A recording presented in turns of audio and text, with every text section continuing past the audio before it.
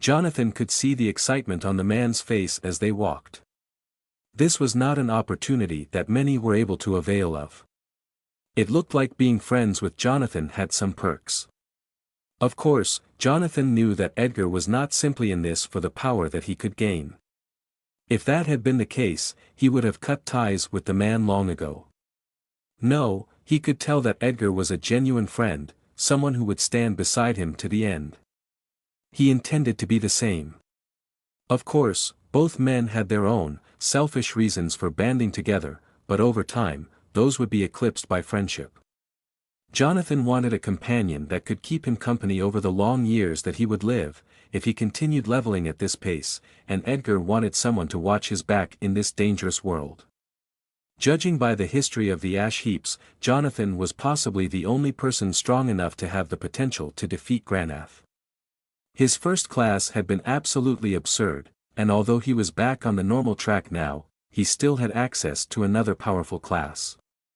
He guessed that a legendary Tier 2 class straight off the bat was not something that many achieved, especially considering that both of the legendary class options that he had been given seemed to have been tailor-made for him.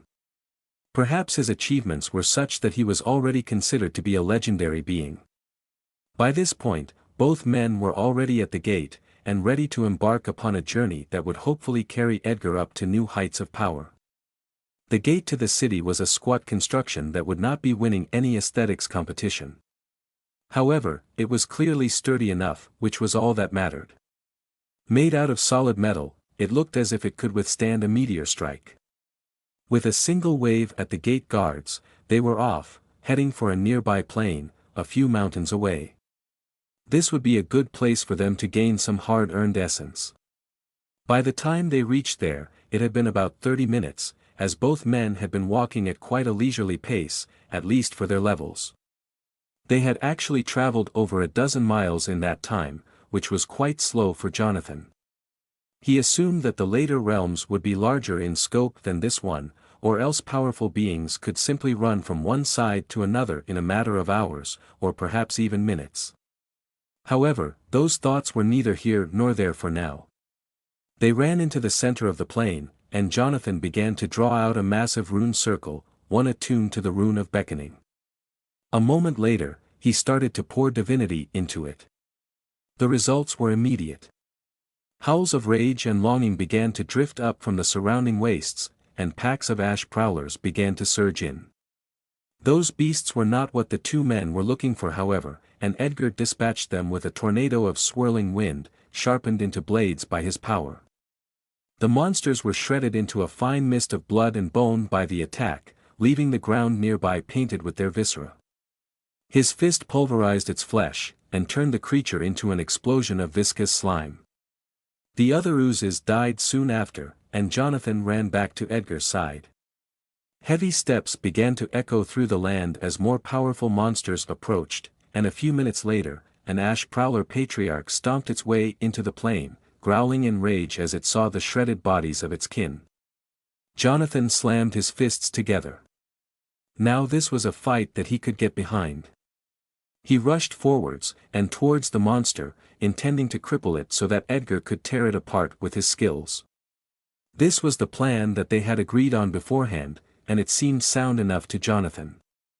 It would allow for Edgar to gain most of the essence from the fight, which was their primary goal. With a roar of his own, Jonathan launched himself off the cracked hardpan ground of the plain, and towards the Ash Prowler. It bared its fangs at him, glowing with fiery light, and sent out a fireball from its open maw. Jonathan drove his fist forward, and imbued it with the void, unbinding the energy with his hungering decay skill. It was a hasty use of his most powerful skill, but now that he was in Tier 2, he could feel that his overall power had increased by enough to make it worthwhile. It was not mentioned on his status sheet, only in the Tier Up notification, but he felt somehow more durable and more connected to his own body and power than he had during Tier 1. There was some sort of auxiliary benefit to his ranking up, it seemed. In any case, this monster was only Tier 1, and as such he was more than a match for it. He parried a swipe from its wicked claws, and countered with a straight left, slamming his fist into the underside of the monster's chin. That was another change in his body since ranking up, as well as from his investment into his dexterity stat. Both of his hands were now equally easy to use, even though he had been right-handed before he had come to this world. Now he was fully ambidextrous, to the point that he could use them independently of one another. That was likely helped by his high stats in other areas though. Because of this, as the monster reared back onto its hind legs to mitigate the force of his punch, Jonathan sent his other fist, crackling with dark power, into its exposed underbelly. That seemed to be a universal weak spot among the mammalian monsters of the Ash, and this one was no different. The creature vomited up blood as the strike ruptured its internal organs. As it fell to its feet, snarling wildly, Jonathan pummeled it in the side of its head, breaking its jaw. As the monster stumbled around, stunned, Edgar began to get to work, sending in lances of wind. Each strike tore through the monster's flesh, and soon it was unable to move, its front two legs in ruins from Edgar's attacks. Edgar closed the gap, and sent one of his tornado skills at the monster, as Jonathan retreated. He had no idea how the man was able to make such powerful attacks with a simple elemental channeling ability, but his mastery of his element was much higher than that of Jonathan, which meant that such things were evidently possible. Soon the monster died, to a spear of compressed air straight through its eye socket. Essence entered Jonathan, a comparatively small amount to what entered Edgar. The man glowed faintly as he leveled up, and he smiled. He was getting closer and closer to his target. For someone who had always been at the very bottom back in Telvaria, this experience was intensely satisfying for Edgar. He had gained more power in his months here than he had during his entire life back in Telvaria. Obviously, it came at a high price, but one day it would all be worth it. Edgar started to daydream about what he would do when he returned to Telvaria, crackling with the power of a nascent god. The first thing he would do would be to get revenge on the beings who had sent him here. After that, he had no idea. Jonathan cleared his throat next to him, and Edgar jumped, startled.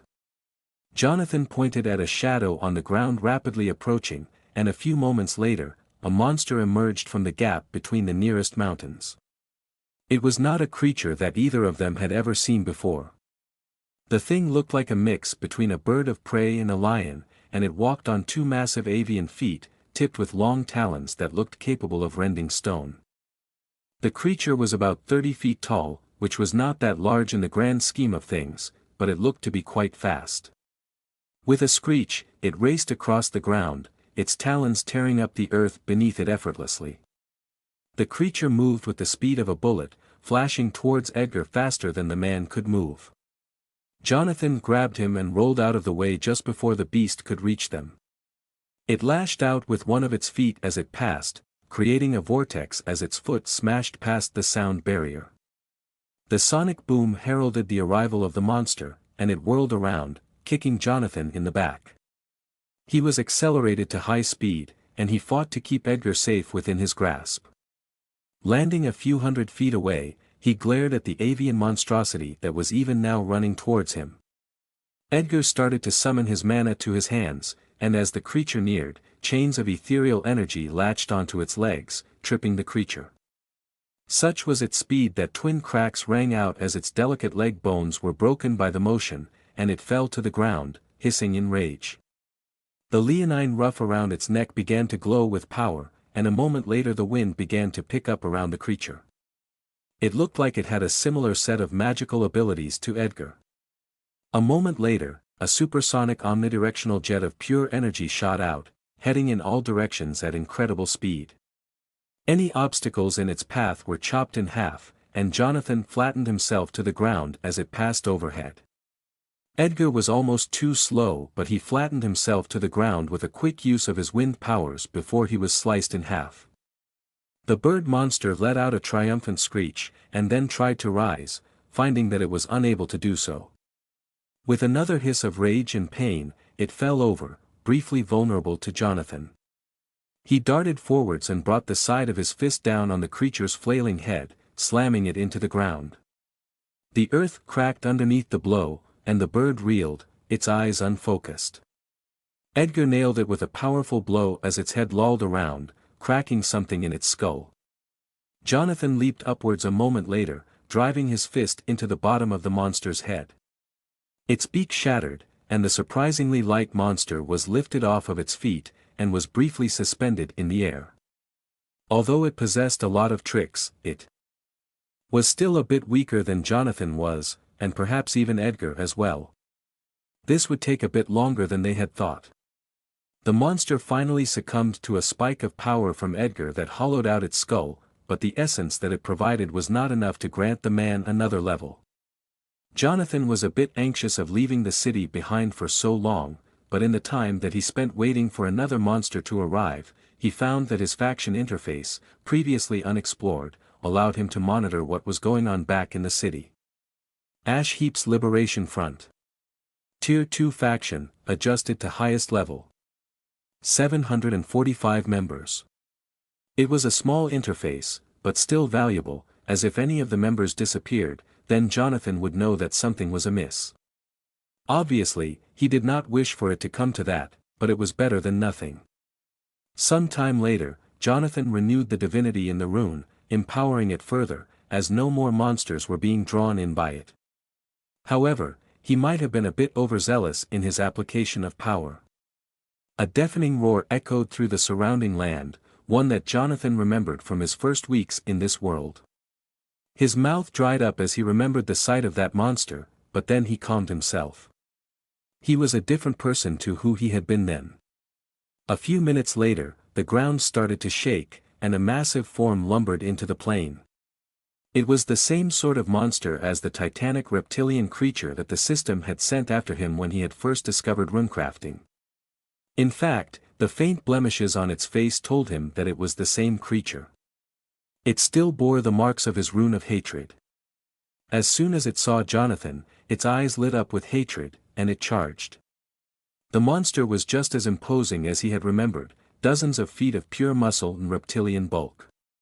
It was longer than it was tall, but it was still far taller than either of the men. Jonathan gathered power to his fists, and beheld the monster fully, sending off an analyze skill at it. His basic true sight ability allowed him to see the level of the monster this time, as opposed to before. Desolation Pseudo-Drake, Boss. Level 145. Jonathan shivered. No wonder he had almost died last time. The monster was incredibly powerful.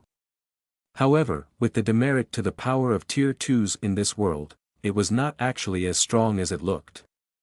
He had noticed that he was apparently 1% inhibited, but he could not notice the difference, as he had gained more power than he had lost during his upgrade to Tier 2. However, he would need to find a solution to that problem before long if he meant to survive. He assured that Granath had some sort of way to bypass this, as the giant worm should have had almost 3/4 of his power suppressed by the effects of the lower tier mana. In fact, the worm should have been almost as weak as Jonathan. However, his remaining power told Jonathan that preserving his own was possible. He was not going to let such a seemingly random thing as lower tier mana stop him. In any case, the more pressing matter was that of the Drake, which was rapidly closing the gap. It was likely one of the strongest beings in this entire world, and even though it was weakened somewhat, Jonathan knew that it would still be an almost impossible fight. He briefly thought of running, but then realized that he would simply lead the monster back to his city. Besides, it was sure to provide enough essence to level up Edgar to Tier 2. Jonathan would have to be far more careful than he was normally, however, as he could no longer heal. This would be tough indeed. He really needed to find a healing skill. Then there was no time to think, as the monster was already upon them. Jonathan had a suspicion that it would be using a lot more of its power than it had the first time he had encountered it. Both men jumped to the side, Jonathan using his raw strength, and Edgar using his wind.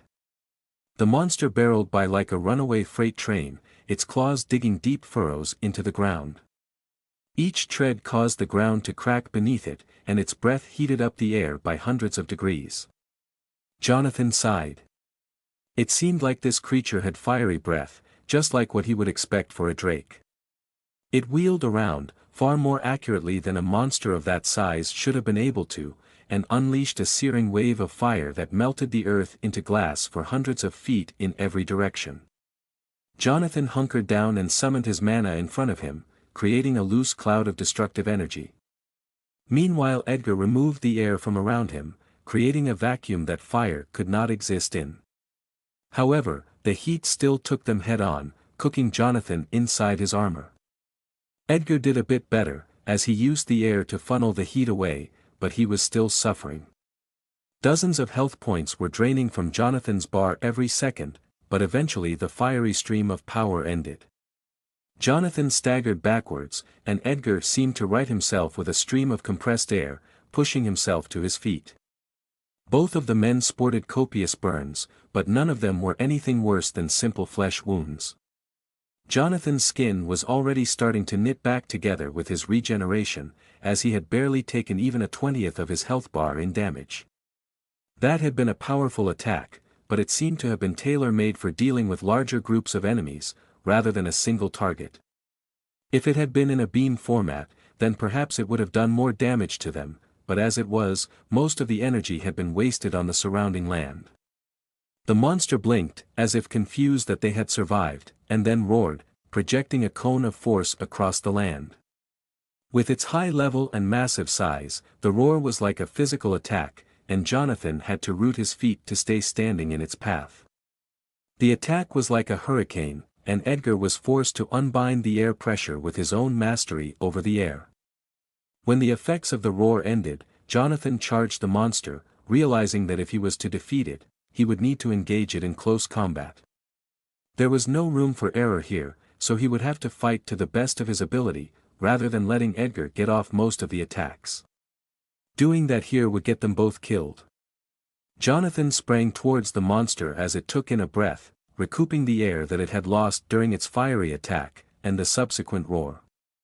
It looked at him with beady eyes, and swiped through the air with its massive, clawed foot, but the attack narrowly missed Jonathan, sending its deadly force through the air rather than through his body. He landed on the beast's head, and started to run up its length, trying to get to its skull. The monster snorted, and then started to buck, trying to dislodge him. Jonathan grabbed onto a few of its spikes and held on as he moved, keeping himself close to the monster. It was unable to send him flying off with its motions, and he was soon able to get to the base of its skull. Edgar was sending up all manner of supporting fire with his elemental abilities, and bolts of wind were landing all around him, cracking scales and sending bits of flesh flying. However, the monster ignored Edgar, focusing instead on Jonathan, who was in a far more dangerous position. The creature reared up on its hind legs, and then began to teeter backwards, evidently trying to force him to let go by landing on its back. Jonathan started to punch as the monster went down, trying to get in as much damage as he could before he hit the ground. The skin warped under his hands, sending the powerful vibrations from his attacks through the monster's flesh and into its brain. It hissed in pain, but by that time, it was about to hit the ground, and Jonathan was forced to let go and vault off to the ground. The creature made contact with a world-shaking thud, and scrambled to its feet, likely anticipating that Jonathan would target its stomach next. So far, the monster was proving to be a difficult, but not impossible fight, at least judging by the strength that the monster was showing so far. If it was still holding back on them, or playing with its food, then they would be in trouble. As the reptilian monstrosity slammed back to its feet, it stomped the ground with its front 2 feet, causing it to shake. A moment later, the ground began to rumble of its own accord, and lava began to bubble up from it, despite the fact that there was no lava underneath its feet. It was some sort of elemental ability, and as the oozing lifeblood of the earth headed out into the world, the heat started to notch up. This lava was on a similar level to that of the golems, enough to hurt Jonathan. However, he did not need to let it hit him, unlike what had happened with the golems, when he had been forced to clamber over their skin to reach them. The only difference here would be if the monster was able to use the lava to attack him. Then the creature raised one claw, and the molten stone began to swirl around it like a vortex of heat, turning into a spear of fiery rock. It hissed through the air at Jonathan, causing him to throw himself to the side. The molten attack splattered everywhere, and Jonathan hissed in pain as it struck his armor, imparting its heat into his skin. Edgar was better off, and he used his abilities to funnel the attack away from him. Edgar was actually quite hard to hit, but the problem was that when he was struck, he took far more damage than Jonathan did. His elemental skills made him more durable than he normally was, but he was still quite frail in comparison to Jonathan. Jonathan was suited to being a solo fighter, but Edgar was better off in a group, and he was able to accentuate Jonathan's skills. When they fought together, their overall combat abilities increased dramatically. Edgar sent off an enhancement skill towards Jonathan, as if to prove this point, causing him to speed up. He used that extra speed to dart around the pools of lava lying on the ground, and dodge the bolts of energy coming from the direction of the monster. The lava was formed into tight balls of heat by the monster's will and power, and they sped at the speed of a bullet towards Jonathan, an impressive speed given how large they were. Each of them was probably made up of an entire bathtub's worth of lava, and they must have weighed quite a bit.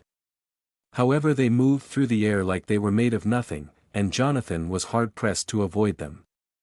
Some of them ruptured midair, and they bathed him in scorching liquid, but he managed to turn most of the heat away by twirling his armor as he moved. The surface of his armor was very smooth, and because of its high durability, it was able to let lava slide off of it that would have otherwise stuck to the surface and burned through the metal. Even though it was not Tier 2 yet, it was still showing its worth in a way that was extremely valuable to Jonathan's prospects. He had magical abilities, but they were too weak to strike from afar effectively, at least against monsters like this. In order to use his full power, he had to get up close and personal with his opponents, and let them feel the power of his fists. With over 500 points in strength, he was like a human wrecking ball, especially with his threshold crossed. His body contained immense power, and one strike from his fist was enough to take out a small hill. However, he never really got to see the full extent of his power given that the monsters that he was fighting were durable enough to shrug off his attacks like they were nothing more than regular punches. However, he still managed to even the odds with his other skills. As he battered the reptilian monster with his punches, he began to wonder how the stat distribution for large monsters worked. The laws of physics alone would dictate that they were powerful in terms of physical might, far more powerful than any human could be, but the effects of the system were able to bridge that gap somewhat. The monsters were still stronger than any human at their level, unless that human possessed a lot of bonuses like Jonathan, but there was still something that set them apart. Perhaps they simply had stat bonuses to their physical abilities, and demerits to their mental ones in order to balance them out. That made sense to Jonathan. However, there was no way to verify that. As he moved through the searing orbs of lava, and dodged around Edgar's attacks, letting them hit the monster in displays of eolic power, he let his mind wander somewhat, thinking about how to defeat this monster. Although he had landed a few attacks on it, none of them seemed to have dealt much damage, and its natural durability was off the charts. The monster used its body like a weapon as well as its more magical abilities, and its size allowed each of its strikes to land like a hammer blow from some divine smith. Most of them did not manage to hit Jonathan, as he was too fast, but those that did took him off his feet and shot him into the air, fracturing bones. At least he was able to get a good idea of his regeneration speed from this. It took about a minute for a smaller bone like a rib to grow back, and it was still brittle for the next 10 minutes after, but larger bones like his arm bones took longer to repair themselves. The way that his body repaired itself seemed to be in relation to how much he was damaged, and how close the damaged area was to his body. For example, his regeneration would be unable to repair an amputated limb, as his flesh was only intact on one side. However, as long as two halves of a limb remained, even if one was holding on by a thread, it would regenerate eventually. It would have been downright overpowered, except for the fact that everyone else had it as well. But, it just made logical sense. He was over 50 times healthier and more durable than a normal human, which meant that his healing rate was sped up as well. In addition, the natural mana that percolated through his body helped to fuel his regeneration as well. Still, there were very clear limits to his ability to regenerate, and it wasn't instant, which meant that it would do little to stop him from dying. If he took a fatal hit, that was it, no matter how much he could regenerate. It added an edge to battle, an edge that had not really been there before he had reached Tier 2. However, he actually enjoyed the feeling of being in danger for once, as it made every battle feel like it was real. No longer would he just be able to charge blindly into danger like it was an old friend. Now he would have to develop his skills. Seeing as his skills were already quite potent, the fact that they were being stretched showed just how strong this monster was. Jonathan smiled. This was the most fun he had had in quite some time.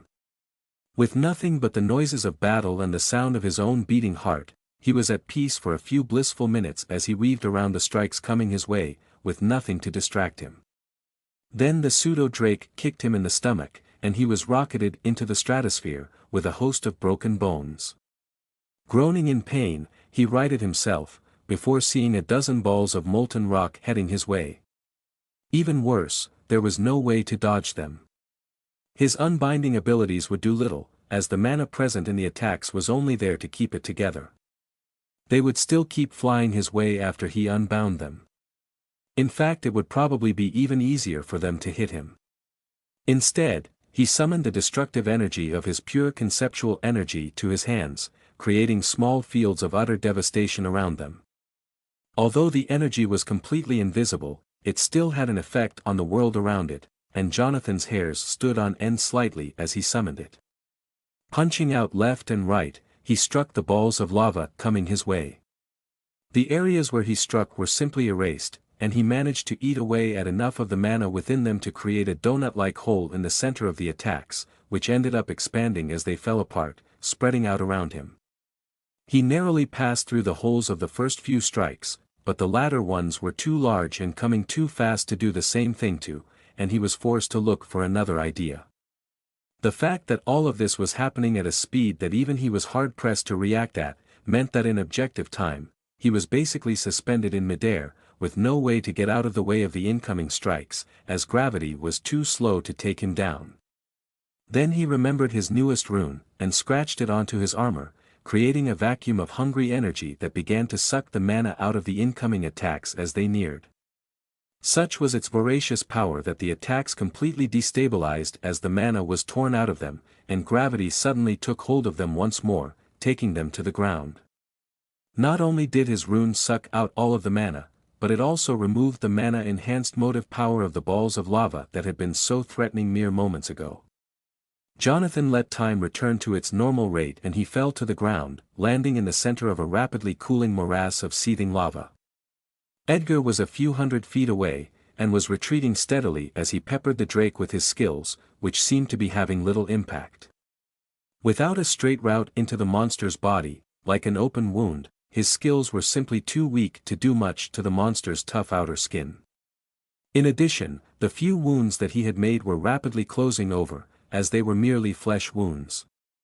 In addition, the energy reserves of the monster had barely dipped, whereas Jonathan's stamina was starting to take a hit, even though it was over 10,000. He really needed to find some way to utilize his stamina beyond simply running and jumping. There was no reason for the pool to become so large unless there was a way to use it for empowering skills. Perhaps some skills ran off of stamina rather than mana.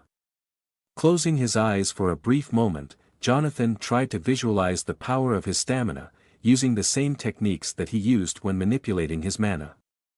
He did not have a stamina core, so it was much harder, but he could feel a faint red field of energy that swirled around within his body. It seemed like wherever his stamina came from, there was no one source. It resisted his efforts to do anything with it, and he remembered having seen it in flashes before when he was looking at his mana. Back then he had assumed that it was simply some sort of optical interference, but it looked like he had an entirely different source of power within his body. He could tell that if he compressed it all down to the same size as his mana core, there would actually be more power contained within it, but in its current state, it was dissipated to the point where all actions that his body made used it equally. If he managed to find a way to harness it in any sort of refined manner, then he would be able to draw upon enough power to even the odds against this monster. Trying to grab a tiny bit of his stamina, he was able to take it under control with his mind, and he grunted with effort as he moved it towards his fist. The area where he withdrew it from suddenly started to twinge and go numb, and a large chunk of his total store went missing, as the motive power that was keeping it moving started to disappear, but more of the energy rushed in from around it to repair the damage. When the stamina reached his fist, he suddenly felt a new power blaze in the appendage, and he felt as if he could suddenly output far more force than before. The effects of his impromptu technique were starting to drain, however, as the stamina fought to be returned to its rightful place. He darted forwards, wanting to test this out on the drake before it ran out. His feet carried him at hundreds of miles per hour toward the monster, and he reached it in a matter of seconds, slamming his fist into its side. When it struck, it was as if a second wave of strength ran through his hand, empowering his blow as if it had been backed up by the strength of someone higher level than him. His non-enhanced blow was able to actually leave a mark on the monster's sturdy hide, creating a small wound where it landed. His hand throbbed as he withdrew it, but nothing other than that had happened, and at least he knew that it wouldn't break his bones every time he used the ability.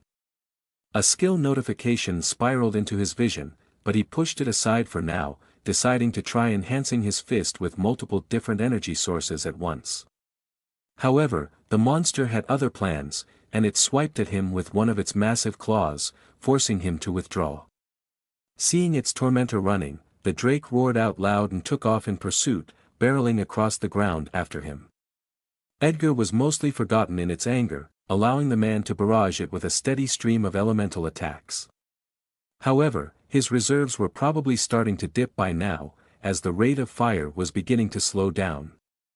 Still, as a mage, his regeneration rate was considerable, which meant that he would eventually regenerate it all back. If Jonathan was able to distract the drake for long enough, then Edgar would be back in fighting form before long. However, Jonathan intended to get some attacks off as well, with his new skills. It was not especially strong, at least compared to the effects of his energy skills, but he suspected that it would act as a force multiplier rather than a simple additive improvement, as it was not of the same type of power as his void energy, or his mana. As it was directly increasing his physical strength, it would have a greater effect than normal. Sending another package of the reddish energy into his hand, Jonathan started to layer his other abilities on top of it, creating a nexus of energy around his right hand. It glowed with a bright purple light, mingled with other colors besides. Jonathan did not admire his fist for too long, however, and he turned around, ducking as a pair of massive talons ripped through the air above him. Leaping up, he waited until the monster was low to the ground, and then hammered his fist into its chin, setting off a bomb of power. His fist slammed into it far harder than normal, embedding itself there before the rest of his skills went off.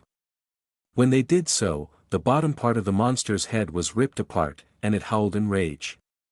It seemed that his new skill allowed him to get deeper into the flesh of his enemies, which would mean that his other abilities would bypass their protections. It was not as useful against humanoids, but it was very potent against giant monsters with incredibly tough skins. The creature seemed to be briefly stunned, and Edgar began to send more bolts of wind into the open wound, widening it. As they landed, the energy bolt started to dig into the creature's flesh, turning into whirling drills of force that headed towards its brain. The monster returned to its senses a moment later, and howled, stamping its front feet in a fury. The ground cracked for hundreds of feet in every direction, and it kept at it, sending more and more cracks racing across the ground. Jonathan grimaced and started running. He knew what was coming next. As he ran, the ground started to rupture, and molten rock began to pour out of the rock beneath his feet, boiling up like a volcano was erupting beneath him. Edgar was borne aloft on pinions of wind, but Jonathan had no such ability to save him. He could only run. He tried to send some of his stamina to his feet, and he surged forwards, almost tripping over himself. He flashed forwards almost 30 feet, faster than he could react, and then righted himself, almost at the end of the lava field. However, it was too late. A wave of lava carried him up, burning his flesh, and tossed him into the air. The only thing that saved him from imminent immolation was the fact that he was propelled up into the air, and away from the lava. However, burns formed across his body, and he felt his health draining away rapidly. A few moments later, the lava cooled around his armor, with his resilient body wicking the heat away into himself. Plates of black obsidian weighed him down, but he kicked his legs together to break them as he fell. Intense pain raced up and down his nerves, but it was nowhere near as bad as the most severe burn that he had suffered, which was from the orb that Downer had tossed after him the first time he had cleared the dungeon. The drake roared in pleasure at seeing him falling, singed and dazed, from the sky. It rushed forwards, paying no heed to the lava on the ground, and reared up on its hind legs, preparing to stomp him into the ground. Its scaly flesh glittered in the light of the sun, but for the briefest of moments, its vulnerable underbelly was fully exposed, and Edgar took advantage. With a wordless scream, he emptied almost his entire remaining mana pool into his hands, creating what looked like a tornado that had been twisted into a spear. The full weight of his elemental mastery was contained within the attack, and he loosed it a moment later, sending it streaking towards its target. Edgar fell backwards a moment later, unconscious. The attack struck home with the cataclysmic roar of a hurricane, and started to burrow into the monster's abdomen. It tried to twist away, but then the technique detonated, sending every last drop of its power into the monster's torn stomach. With a titanic burst of wind, it was blasted into the air, with chunks of flesh splattering the ground around it. Jonathan spotted his opportunity, and as he hit the ground, he started running, ignoring the pain shooting up and down his legs as he ran. He drew upon his heightened divinity, increased by reaching Tier 2, and triggered Smite, imbuing himself with golden power. As his fist crashed into the monster, a shockwave of light exploded outwards from it, heightened to its utmost by all of the abilities that he was using simultaneously.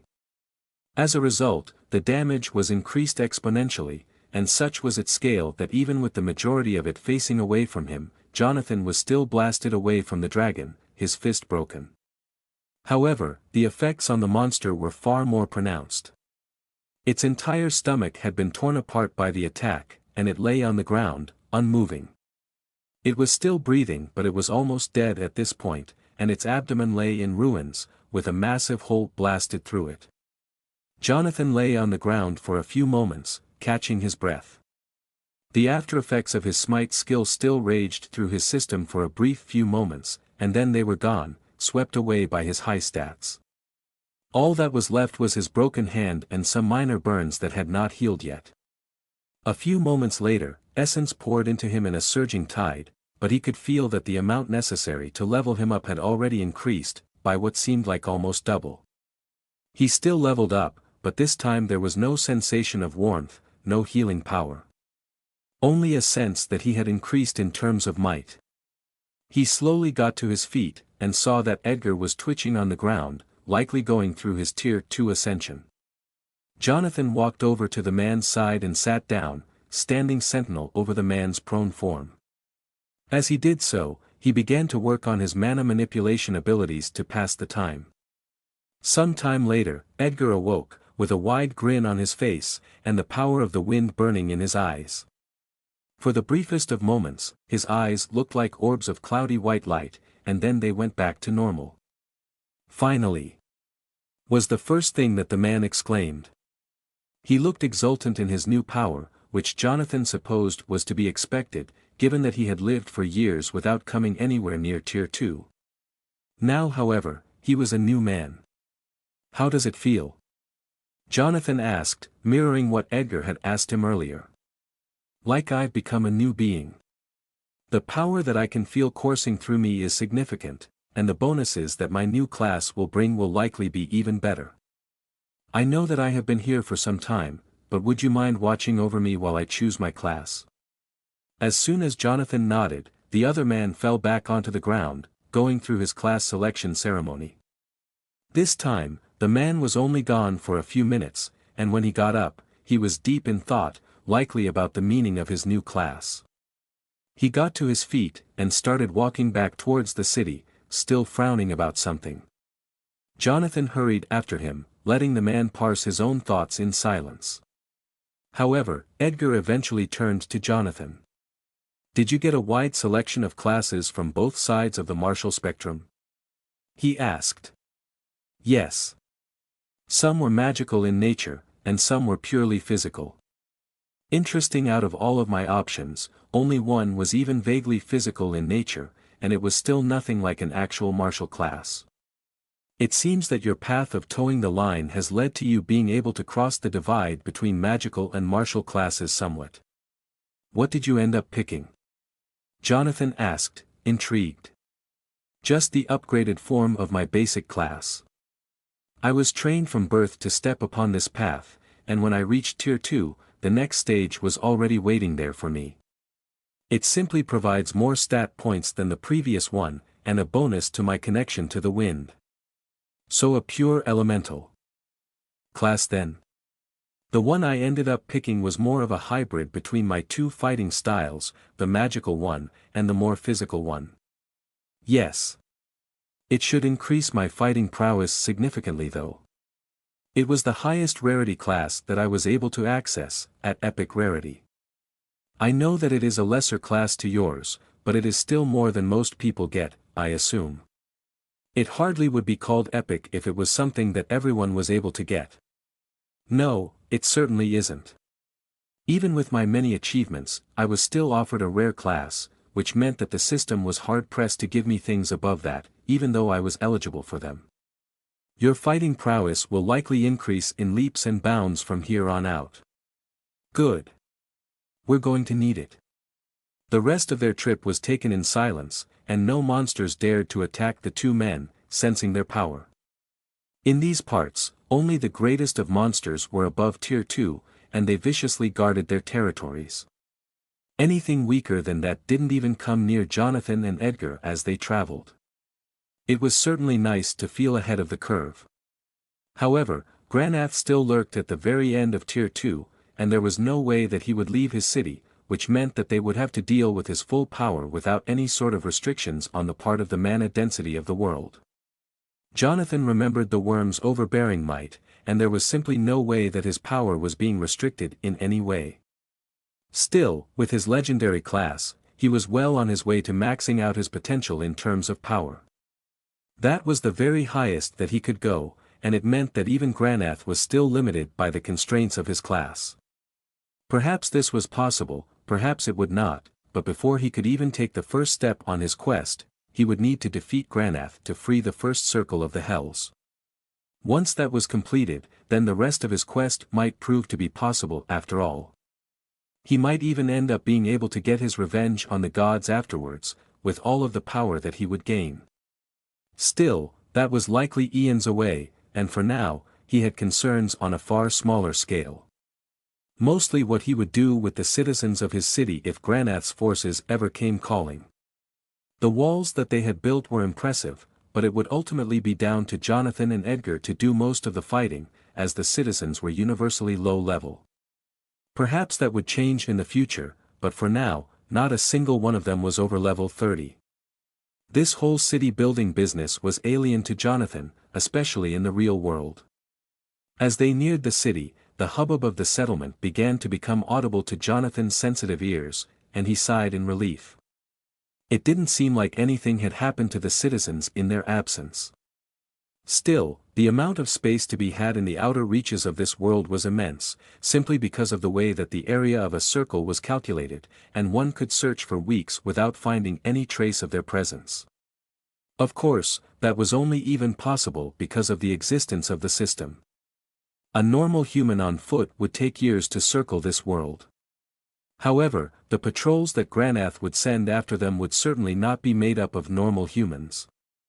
Eventually, this would come to war, and their city would need to be ready. The most important thing that they could do was increase their strength as much as possible. In any case, it also served their interests. They circled around the walls toward the gate, and Jonathan sent up a void rocket to draw the attention of the gate guards. Upon recognizing them, the guards opened the gates slowly, letting them in. The city had not changed much since they had left, and the rapid development had started to slow down. There were enough accommodations for everyone to live in comfort, and the wall was high enough and wide enough to protect them from monsters. Besides, the presence of Jonathan and Edgar would keep them safe. A few of the guards bowed low to Jonathan, but the rest did not, only saluting. Jonathan saluted back, concerned about the ones who had bowed. He had no intention of being the object of some cult. Then again, he was technically a god, and at some point he would eventually end up amassing a following if he survived for long enough. Perhaps it was best to give in now. He recognized that part of him as the one being manipulated by his divinity, and he suppressed it. Such things would only get in the way of his quest. He would only be a god as long as it was convenient to him. As he made his way up towards the cave, ready to do some more training and check out the effects of his most recent level up, Edgar split off, eager to test out his new abilities on the rock face that he had been excavating over the past few days, in order to build the wall. Jonathan bid him farewell, and entered the cave, before sitting down in a cross-legged position, retreating to his inner core, intrigued by the possibilities that his new mastery over his stamina had brought. First however, there was a skill notification to read. You have gained a new skill. Stamina Redirection, Legendary. Most beings discover the secrets of mana before long, but stamina is a far more obtuse subject. Stamina, simply put, is the vital energy of the body that is generated by a being's physical strength. Unlike mana, it is not easily conducive to manipulation, but with enough willpower, one can make it bend to their will on a minor scale. This skill allows you to briefly empower your physical techniques with strength beyond your limits. It was a simple, but powerful skill that Jonathan knew would be essential to remaining ahead of the game in terms of strength. If he could master it to the point where he could redirect thousands of points of stamina to his extremities, he would be able to strike with the force of a falling meteor. Perhaps this was what he needed to narrow the gap between him and Granath. It would certainly increase his destructive capabilities, as had been shown earlier by his battle with the Drake. However, in its current state, it was mostly useless on its own, at least in terms of damage. He would need to learn how to draw more power out of the skill if he was to hope to use it to its fullest potential. Firstly, however, he wanted to get a good baseline of his abilities from having Reacher Tier 2, and to test out all of his various skills that he was interested in, seeing just how powerful he was in terms of raw physical might, in a way that did not diminish his impact on account of the tough skins of the monsters that he fought. Jonathan looked around the cave and realized that it was far too small for what he was planning. He sighed, and left, heading down the slope of the mountain towards the rock face that Edgar was busy testing out his own skills on. It was about half a mile away from the center of the city, and was secluded enough that whatever Jonathan did, the effects would not reach the general populace.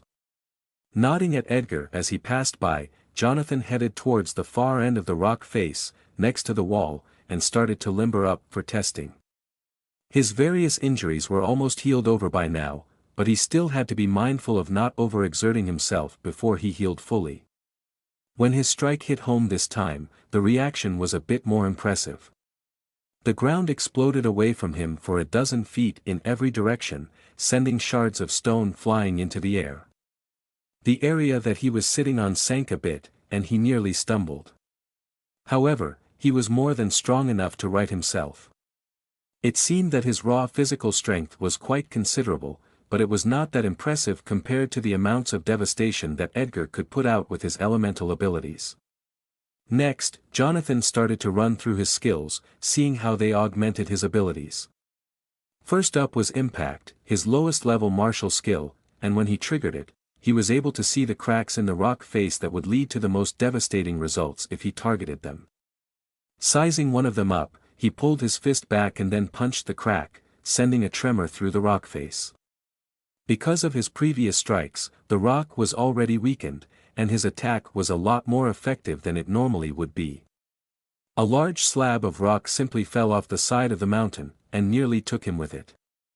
Jonathan pushed it to the side as it fell, but it had almost dragged him down with it.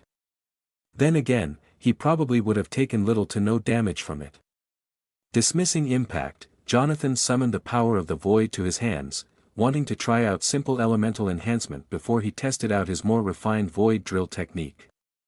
Purple light blossomed on his fist, and he swung, the power of the void causing the attack to deal more damage than before. When it struck, shards of purple light splintered off of his fist and dug into the rock, creating a matrix of glowing lines that then exploded, blasting apart a crater into the rock face. Jonathan watched as the shrapnel pinged off of his armor as a good portion of the mountainside simply flew into the air around him, falling like rain far below. His void abilities were seriously impressive. Next up was his mana saber skill, which summoned a purple-tinged blade of light to his hands. This skill was quite weak in comparison to his other ones, but it still was useful in its own way. He slashed at the wall, and his sword cut through the rock like butter, leaving a glowing scar in the stone as it passed. Banishing the skill, Jonathan moved on. He was looking forward to testing out his more powerful skills. Some might say that this was a waste of time, but he wanted to be able to judge his own prowess more effectively. In addition, he was starting to grow restless from not having the opportunity to fight against Granath and his legions, and this served as a great distraction. In any case, there was something deeply satisfying about defying the laws of physics as a day-to-day occurrence. As the spinning orb of purple light that was his void drill skill formed on top of his hands, he moved into the crater that he had formed so as to send the damage deeper into the mountain rather than blasting out the rock into the open air. Drawing his fist back, Jonathan swung, and the orb burrowed into the rock, before detonating with a thunderous bang. The concentrated void energy and mana caused the skill to go off like a large bomb, and the stone all around Jonathan crumbled away as the shockwave raced through the rock.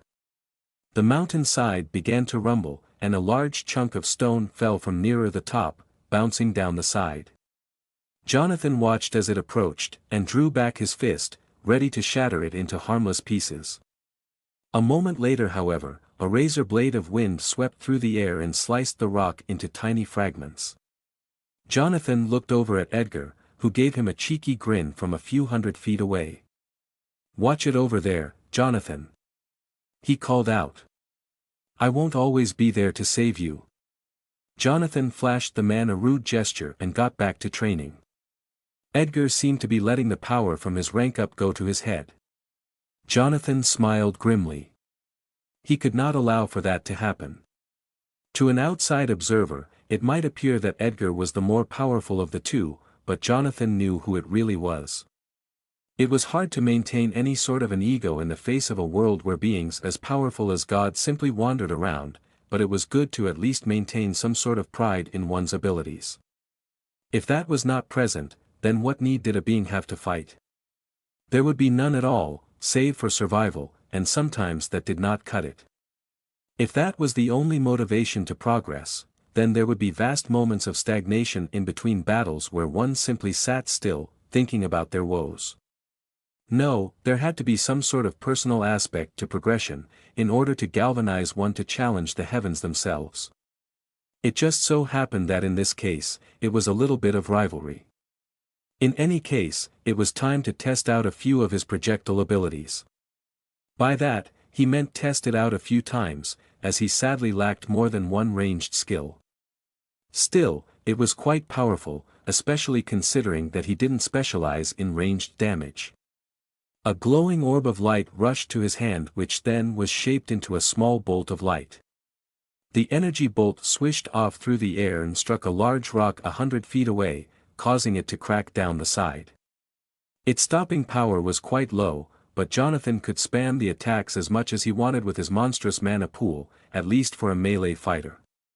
He started to rapid-fire them across the divide, and soon the rock was nothing but a pile of rubble. Where this skill specialized was in laying down suppressing fire. He could leave the big guns to Edgar with his powerful elemental abilities. After that display, all that was left was his most powerful skill. His other skills were runecrafting or true sight adjacent, which meant that they had no application here. Instead, he needed to use his hungering decay skill. Afterwards, when his stamina had fully recovered, he would be able to use his newest skill to its fullest potential. As he summoned the hungering conceptual energy of the void, a shiver seemed to run through the air in front of him. A sphere of pure nothingness formed on the end of his fist. This skill did not have a high area of effect damage, but its single target damage was almost unparalleled. There had not been a single enemy that Jonathan had used this skill on that had been fully immune to it. With a quick punch, he sent his fist into the rock face, and withdrew it before it could make contact. A hemisphere of nothingness greeted him as he did so, showing off the raw power of his skill. If that ability hit a person's head, there would not be much left of them, as Jonathan had seen many times before. In any case, it was time for him to move on to his stamina redirection skill. The very name of the skill told him that its power was far from complete. If he had possessed any degree of skill in the area, it would have been called something like stamina manipulation, and would likely have been of a higher level of power. As it was, the amount of power that he could output seemed absurdly high, but that could have been because his massive stamina pool allowed for him to tank the toll that it took on him. A single use of his ability took far more out of him than it should have, but he still possessed more than enough power to take the depletion in stride. More importantly, it allowed him to augment his raw physical power, something that he had been lacking for the last few months. Without delaying for any longer, he summoned a small amount of his stamina to his right fist, and struck. His fist powered forwards far quicker than it normally would, and the mountainside shook as it made contact. His skill allowed him to empower his physical strength to unheard-of levels for brief moments of time. The crater that he left was much larger than before, although that might have been because of the amount of damage that had already been dealt to the rock face by his previous attacks. At this rate he was going to cause an avalanche if he did not stop. However, he had achieved his goal, and had effectively tested all of his attacks of the rock face to the best of his abilities. Now that he was done, he was satisfied with his current profile of powers and abilities.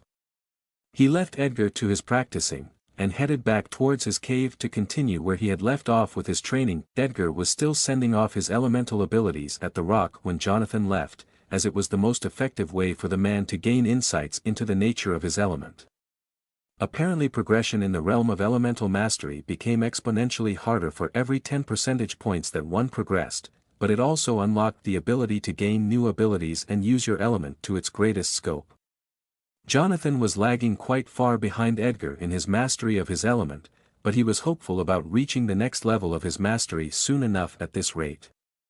He was only a few percentage points away from the next 10% mark, and when he got there, perhaps he would be able to find some strong new ability that would shore up his weaknesses. However, judging by the amount of time that had taken to get here already, he would need at least a few days of time to cultivate his elemental connection within. The process for doing so was strikingly similar to the techniques that had been envisioned within certain fictional works back on Earth, based on Eastern mythologies. In those works, the beings using those techniques were called cultivators, and there was no similar terminology here, but the methods were almost exactly the same, and now that he was thinking about it, so was the means of increasing one's mana core. The whole concept of a core was one of the key parts of cultivation, and Jonathan briefly wondered whether there was some sort of underlying premise behind the whole of existence, in his universe and in others like this one. The presence of two universes indicated that there were others as well, and once one was there, logically speaking, who knew how many more there were? There could be only those two, or perhaps there were dozens, thousands, even millions of universes floating in the void. Perhaps the number went beyond counting, a near infinite number of planes. Perhaps it even was infinite. That was a question for Edgar, however, as the man likely knew a lot more about this universe than he did, seeing as he had lived in Telvaria. For now though, Jonathan had other concerns. The next few days passed in the blink of an eye as Jonathan slowly made headway on his various skills. He was able to increase his elemental mastery by another point in that time, as well as coming to the brink of journeyman rank with all of his central pathway skills. True sight had taken a lot of work to reach that level, but it was worth it in the end. His eyes were strained from constantly pouring divinity into it, but he has discovered that actually using his basic true sight skill ended up giving him more experience within his skill towards the next rank. After discovering that little technique, he had been able to bring it up to the very edge of journeyman rank. The only thing he needed now was to finalize the breakthroughs to the next rank, which would increase his total bonus points by an appreciable amount. With an extra 15 points per rank up, he would have gained the equivalent of multiple levels from his exertion. However, that was easier said than done. Before he began, Jonathan decided to poke his head out of the cave and see if there was anything that needed his attention in the outside world. Edgar had stopped attacking the rock face about a day ago, and was meditating on the nature of his elemental power in a far corner of the cave. The little city that had sprang up around the cave was at odds with the Spartan nature of Jonathan's training retreat, but then he remembered that yet again he was coming close to the essence of those cultivation novels back on Earth. One of the other common tropes in it was that people would leave the wider world behind for extended amounts of time, and would meditate on the meaning of life, or some other sort of introspective musing, and would further their connection to their own power. That was surprisingly similar to what Jonathan and Edgar were doing. In any case, that hardly mattered. Jonathan made his way down the mountainside, and noticed that the city looked even more populated than it had before. It was almost as if more people had flocked to his banner. Upon seeing a multitude of unfamiliar faces, he was sure of this. His enhanced memory was nearly eidetic, at least for visual things, and he could tell that none of these people had been here before. His memory for pieces of knowledge was not as perfect, but it was still better than it had been on Earth. In any case, this increase in population was a boon to his faction, but also a possible curse, as the sudden exodus of thousands from the cities of the ash heaps would bring the glare of Granath down on them. In addition, the footprints of that many travelers in the ash would not be easily removed by the wind. One way or another, the forces of Granath would be coming, and this city would need to be ready. Jonathan decided to meet up with the woman who had passed the faction to him, and try to figure out some sort of defense plan. Alana was nowhere to be found, however, and he had to ask one of the passers-by where he could find her. The man gave him a wordless stare, and pointed towards the center of the city, towards an oblong building that looked to be some sort of city hall. The man looked to be half out of his head with fear and awe, and Jonathan realized that even with his aura retracted, there was still a field of palpable power hovering around him. With a sigh, he tightened in his aura even more, and found that it made his presence almost indistinguishable to those around him. Not in terms of simply seeing him, but nobody gave him more than a second glance as a result of his aura. Of course, they all gave him one anyway. He was their honored one after all, whatever that meant. Jonathan made his way towards the city hall, keeping his speed down for the benefit of the citizens. The winds that his top speed could produce would be very distressing for people barely stronger than peak human level. He reached the city hall about a minute later, and walked into the clearly unfinished building. It was made out of the same stone as everything else. Perhaps it was time for him to stop making observations on that, and only some of it was polished. He could hear raised voices from inside, some feminine and some masculine, and could tell that something was going down in there. Perhaps it was just politics, or perhaps it was something else. In any case, he did not really care.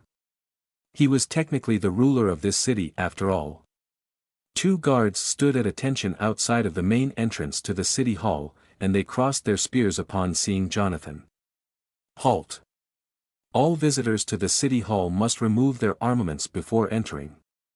The leftmost guard said, a callow human youth of about 20.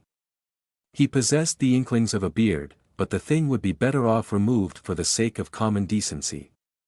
It looked like a rat had died on his chin.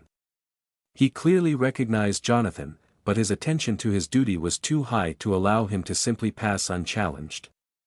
Jonathan gave him a hard look, but then stripped off his armor and gauntlets and then placed them on a rack. He knew that nobody would dare steal from him. If they did, their lives would be swiftly ended, or at least made miserable.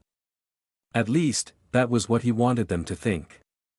In reality, he hardly cared, given that he knew he could reclaim his armor no matter what happened. There was a certain level of detachment that a high level of power brought on, as if the woes of the world did not apply to oneself. Jonathan was already starting to feel that effect. He walked into the ventral area of the city hall, listening in on the conversation. That man and his companions are simply squatting up there, on our territory.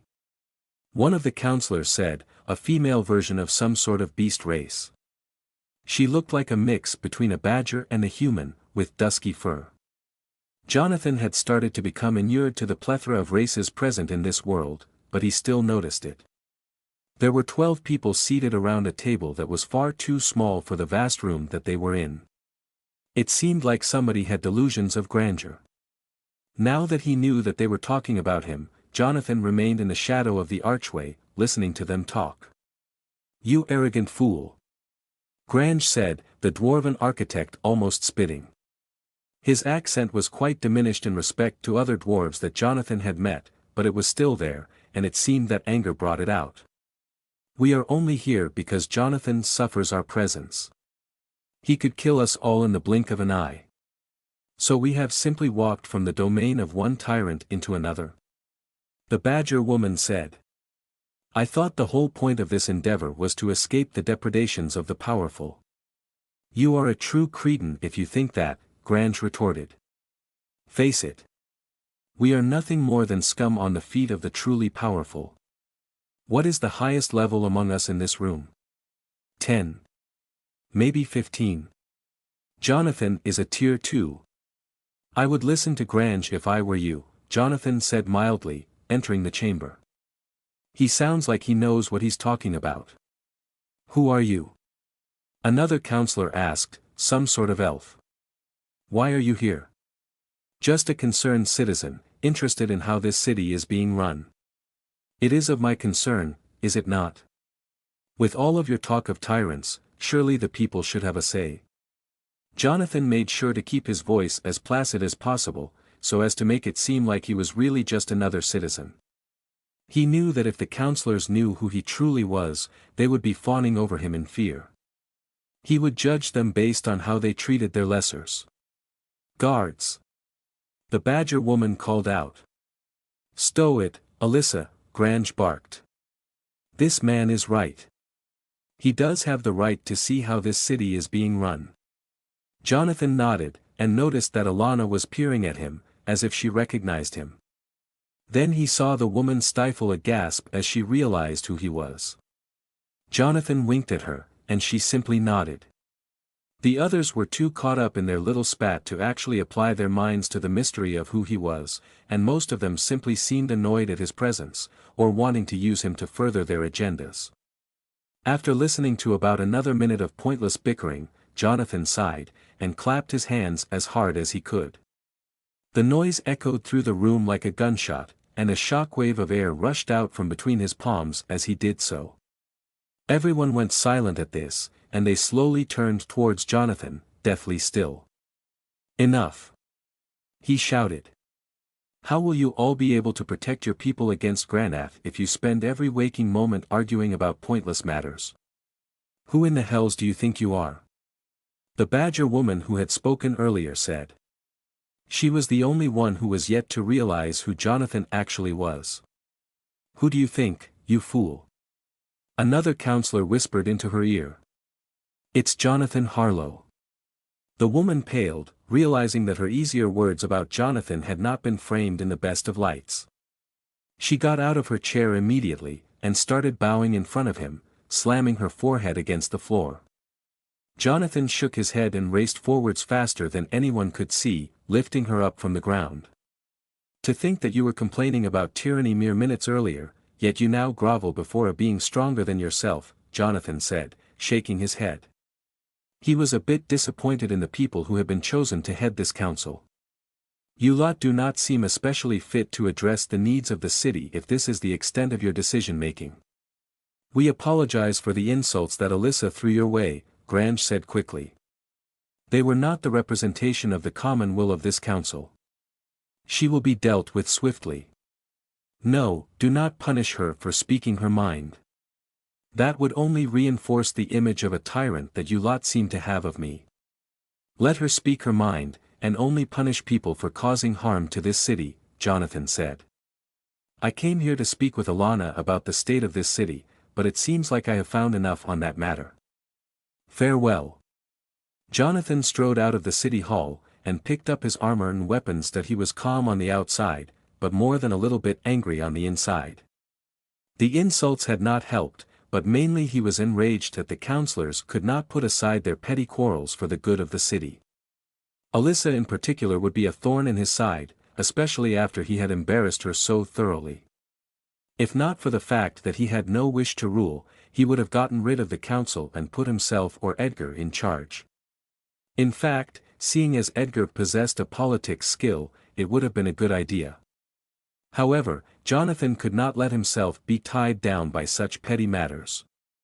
These people had come to him of their own free will, and as such they should govern themselves with the same free will. He needed to calm down, and the only thing that would help him do so was to go out and hunt some monsters. He was sitting at level 101 from his battle against the pseudo-drake, and he was eager to gain more power. However, he would also need to focus on finding a solution to his problems with mana density. A few ideas about a solution were percolating within his mind, but he would need to at least reach journeyman rank in runecrafting for him to be able to achieve them. Most of them revolved around his rune of consumption. If he could find some sort of modulator rune, he would be able to set up a weakened version of the rune on his body that would allow for him to suck in ambient mana and supplement the dearth of the energy in the air around him. He already had access to thousands of runes within his various skill matrices, but he still needed to figure out which were the right ones, as well as a way to do so. Testing out runes could become dangerous, and his previous method of inference would not always cut it with runes whose shape was not indicative of their meaning. In any case, he was looking forward to a good fight to settle his mind. A bit of life or death struggle would cleanse his palate of the taint of politicking for a bit. Back on Earth he had despised politicians, and the same held true here. When he had lived in America, political polarization had become almost universal, with terrible people on both sides. They were almost universally corrupt, ineffective, or flawed. A person who was a representative of the people should act in the interest of the people as a whole, not for their own voters, or for their own interest. It certainly made a good case for a dictatorship, especially in a world like this where power was everything. Jonathan could set himself up as king here, and nobody would be able to do anything. It was an interesting thought, but one that he was completely uninterested about in reality. Here, where he had power and wealth, he was content and grateful for whatever had brought him here. It was a far cry from his previous existence in any case. Still, he was not just going to let his death slide. He would probably have had a far poorer existence in Telvaria, but it was not up to the gods to make that choice for him. In a similar vein to his hatred of politicians, he disliked corrupt leaders. That was not to say that he was some sort of anarchist, as that was the furthest from the truth, but he did believe that a ruler should be just. He would have to find a way to transition past the rule of the gods if he ever ended up beating them, but that was a problem for another time. For now, he had some monsters to hunt. Jonathan did not anticipate anything special in terms of level growth today, as he was not going out of his way to seek out the strongest of foes, but that was not the point. The point was for him to be able to relax. As he headed out from the city, he felt a strange presence suddenly flicker into being and then disappear. It felt almost seraphic in nature, or at least that was the first word that came to his mind. It was like the aura of an angel, if such things existed, but one made for vengeance. It passed so quickly that it could have simply been a figment of his imagination, but he decided to keep on alert. Killer angels. What have I come to? Jonathan thought, chuckling. It was most likely just his imagination. He would still remain on alert though. His senses had improved to the point of superhuman levels, and he knew that sometimes his intuition would guide him correctly. However, he would not be losing any sleep over his killer angels. Jonathan headed off into the ash, searching for anything that would allow him to distract himself with the sweet allure of combat. As he left the city behind, he took a deep breath, taking in the unspoiled vista. Not that it was particularly beautiful, with a monochrome landscape of rock, but it was still unspoiled regardless. There were no roads, no houses to break up the landscape. Just an endless expanse of rock and monsters, which for a man addicted to power, was the best thing possible. Jonathan picked up the pace as he started to edge away from the environs of the city, and headed towards the west, hearing faint noises coming from that direction. There was something that way. He headed towards the noise, and bounded across the rocky scree like a mountain goat, his feet finding the surest footholds effortlessly, even at hundreds of miles per hour. The ground whipped by and he could feel the wind caressing his armor as he ran. This was what he was meant for, not supervising a cabal of politicians. His goal was to defeat Granath, and in the end this was the only thing that could get him there. A few hundred feet behind him, invisible to mortal eyes, a strange figure hovered. It looked like a conglomeration of light and feathers to anything that could actually detect it, with two long arms that wielded a sword and a shield. This was one of the angels of Zyra, in its true form. When around the humanoid races, it would change its body to fit the shape that was most appealing to their eyes, but that was in the heavens. There was no need for courtesy to the damned. As Jonathan ran, the angel followed, its alien mind filling with pleasure as it followed the orders of its god. Angels were not like normal sapients in that they were fully slaves to the will of their masters, and ultimately the god that they served. All of their brain was dominated by a transmitting lobe that sent information back and forth to it from the center of the heavens, allowing it to act out a semblance of consciousness. However, most angels were anything but, and until an angel reached a certain rank, it was nothing more than a robot, sent to complete menial tasks in the heavens, or the realm of Telvaria. This was the first time in eons that an angel had been sent to the hells, and it was anticipating its mission intently. Jonathan Harlow was a bit stronger than it had expected, but this was a mid-tier 2 entity, and it was unsuppressed by the effects of the mana density of Tai World on account of its mental link which funneled all of the mana that it needed into its body. When Jonathan stopped, it would strike. A few miles later, Jonathan felt the strange presence again, and he paused, looking around. He could almost feel something's eyes on his back, but he could not find anything to support that feeling. Upon searching the ash for a full minute, he eventually saw that there was nothing there. With a sigh, he kept on running, keeping one eye on his surroundings. His senses went on overdrive, and a sphere of perception rose up from around him, allowing him to see behind him with his other senses and detect any attacks from his blind spot. It wasn't sight, per se, but his mind filled it in so that it was basically indistinguishable. If anything came for him, he would be ready to intercept it. As he ran, he could hear the noises that had drawn him in this direction far more clearly, and eventually he entered a small caldera that was sunken into the ground and surrounded by what looked to be volcanic rock. It was hard to believe that this dead, inert land once possessed volcanic activity, but this seemed to be irrefutable evidence. In the bottom of the caldera, a pair of giant ash prowlers dozed, likely a breeding pair. Both of them looked to be low tier 2s, and Jonathan quickly confirmed that with his skills, finding that one of them as a new species, an Ash Prowler Patriarch. It looked much the same as the other one, but it was a bit bulkier around the midsection, its body adapted to fit the shape of a childbearing life. Sizing up the pair of monsters, Jonathan began to summon power to his hands, and prepared to strike. A moment later, he felt a tiny movement in the air behind him, and he threw himself to the side instinctively as a bolt of pure white light shot past his head. It lanced through one of the monsters in the caldera below, killing it instantly. Jonathan whirled around to see an utterly strange creature hovering in the air behind him, holding a sword and shield. It looked like a pulsating ball of light, with feathers sticking out of it at strange intervals. 2 arms, with far too many joints, extended out of its torso, holding glowing weapons. It had no face that he could see, and it exuded a powerful aura. "You have committed transgressions against the gods of this world.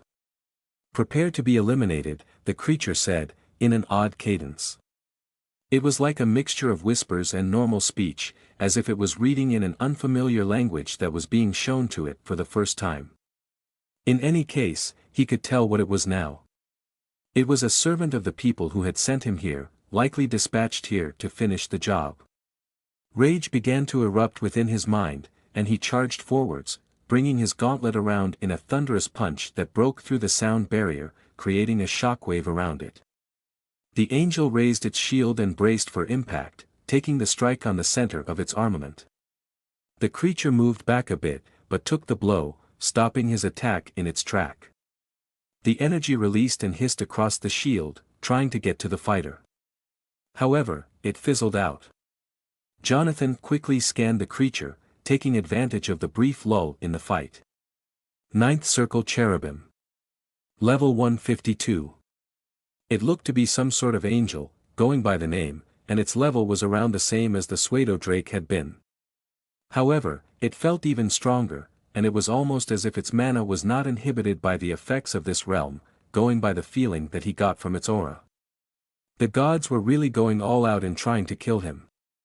This would not be an easy fight. The cherubim brought its sword around in a tight arc, its inhuman arm allowing it to pass through a far smaller range of motion than Jonathan had been expecting.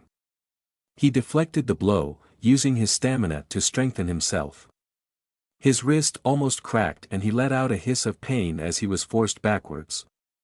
The creature was a lot stronger than it looked. That was to be expected though, given its level and his theory about its strength. He used the momentum to dodge a return swing, and landed about a dozen feet away from the creature, panting slightly. It regarded him with an incomprehensible expression, and then loosed a beam of white light in his direction from the center of its mass. Behind Jonathan, the remaining Ash Prowler decided to not test its luck with the two powerful fighters, and started to slink away. Jonathan ducked under the beam, and it burrowed through the fleeing monster. It seemed like the angel was 2 for 2 with taking out the surrounding monsters. Jonathan darted in, summoning his hungering decay skill to his hands. So far, nothing had been able to stand against it. The cherubim raised its shield once more, and Jonathan slammed his fist into it, feeling something shift within the thing. However, as his skill ate through the shield, energy swirled around the angel and infused its shield with power, keeping it intact. It was not really resistance however, more like replenishment than anything else. It whipped its sword out once more, but Jonathan was ready this time and he ducked, drawing back his fist to power another strike. Layering more of his abilities onto his fist, he rammed it forwards with the force of a cannon, and blasted the cherubim away with a shockwave of energy. He panted as his stamina drained from his skill use, and watched as the creature righted itself midair. Its utterly alien body seemed to have no up or down implicit in its construction, and he had no idea which way it was facing now. However, it was just as deadly. It slashed the air with its sword multiple times in the span of a second, and arcs of light shot towards Jonathan at high speeds. He threw himself to the side, rolling across the stone, and felt the tail end of one of the strikes whoosh past him. Turning around, he saw that the arcs had carved dozens of feet into the ground, creating a network of scars in the stone behind him. If one of those had hit him, his armor would have been sorely tested by its power. Jonathan got to his feet as the angel blurred through the air, propelling itself forwards at high speeds. It raised its sword with one hand and brought it down, the air screaming under the force of its strike. Jonathan rolled out of the way, feeling the impact as the sword struck the ground next to him. There was a dull roar as the earth shattered and Jonathan was tossed away, skidding across the ground. The cherubim whooshed towards him as he moved, its sword at the ready. Jonathan was being treated as a rag doll by this thing, and it was not going his way at all. He would need to pull out all the stops to land any sort of meaningful hits on this creature. This would be good preparation for Granath. This creature was nowhere near as strong as the Circle Lord had been, but it was quite a bit stronger than he was. He would never be able to get to the very peak of Tier 2 by the time he had to fight Granath, and he would need to have experience with fighting against opponents much stronger than he was. Maybe he would even gain an upgrade to his Giant Slayer title for killing something this much stronger than he was. However, that assumed that he was able to survive. The way that this fight was going, he might not last that long. At least he hadn't been engaged in combat before he had engaged in battle, seeing as his levels did not heal him anymore. As the angel came swooping in, its sword at the ready, Jonathan exploded upwards, sending his fist flying into a vulnerable spot. The creature tried to cross its weapons to block, but it was too slow. His glowing fist crashed into its central body, and detonated, sending a pulse of purple light through its spherical form. The energy that made it up pulsed as the void crashed into it, and the cherubim shuddered, almost seeming to fade slightly. Then it blazed with bright white light, expelling the energy from its body and momentarily blinding Jonathan. He rolled backwards, dazed, but happy. He knew how to hurt the creature now. As a monster that was made entirely of energy, it could be damaged by flooding it with even more energy, of an opposing type. Seeing as he used the void, a force of supreme destruction, his attacks would be even more potent. It was still more powerful than him however, and naturally resistant. It would take a lot of hits to take it down. Jonathan was caught full on by a powerful sweep of its shield, and he flew up into the air like a rocket, straight into another strike of its sword. For a creature made of feathers and light, it was very fast. The blow almost made it through his armor, but it was turned away at the last moment, leaving a long gash in the metal. Jonathan really needed to get an upgrade to his suit before long. For now however, he would have to find some way to survive against this monstrously powerful opponent. If he didn't, there would be no need to get an armor upgrade. Jonathan sparred with the angel, trying to get a better idea of its weapon abilities. He was not going to win this battle through brute force. He needed to do it through skill. As he fought, he realized that the cherubim possessed little in the way of actual weapon mastery, and it seemed to rely solely on its overbearing physical stats and elemental attacks to fight. When every strike landed with the force of a missile, there was little need to work on sword forms. However, Jonathan was skilled enough, and strong enough, to even the gap somewhat, and at the cost of a few devastating strikes, he was able to inflict more damage on the glowing centerpiece of the angel's body with his void abilities, causing it to diminish in brightness noticeably. In response, the assaults had only sped up, and Jonathan quickly came to realize that the angel had been holding back the entire time when it suddenly put on a turn for speed that let its sword swoop past his defenses and slam into his neck piece faster than he could even see. His windpipe was crushed, and he was sent skidding backwards with his neck almost broken. Gasping for air that would not come, Jonathan shook his head as his windpipe regenerated itself. Although he didn't rely on air as much anymore, it was still very disconcerting to suddenly be unable to breathe. However, it was far from the life-threatening injury that it would have been on Earth.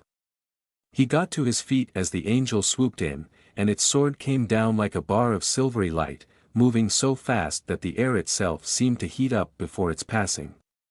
Jonathan had tuned out the various sonic booms from the battle, but he realized that every single time the angel struck, it was causing one. No wonder it was so hard for him to catch up.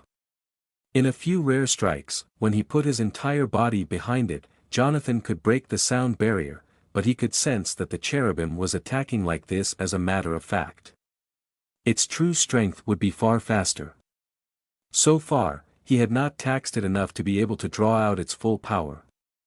After the little brush with death with his windpipe, Jonathan quickly realized that his base state would not cut it. It would simply lead to a battle of attrition that could only go one way.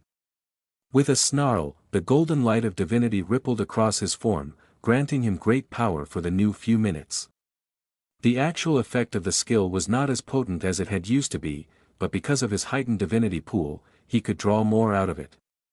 Skills in this world did not have set energy costs, and they scaled with how much power one put into them.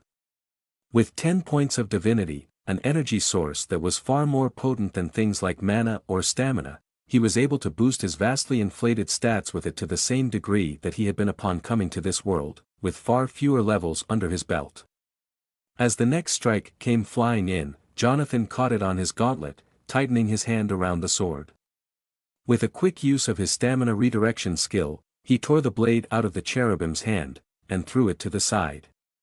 Rushing in, he drove a hard right punch into the monster's shield, and knocked it off balance.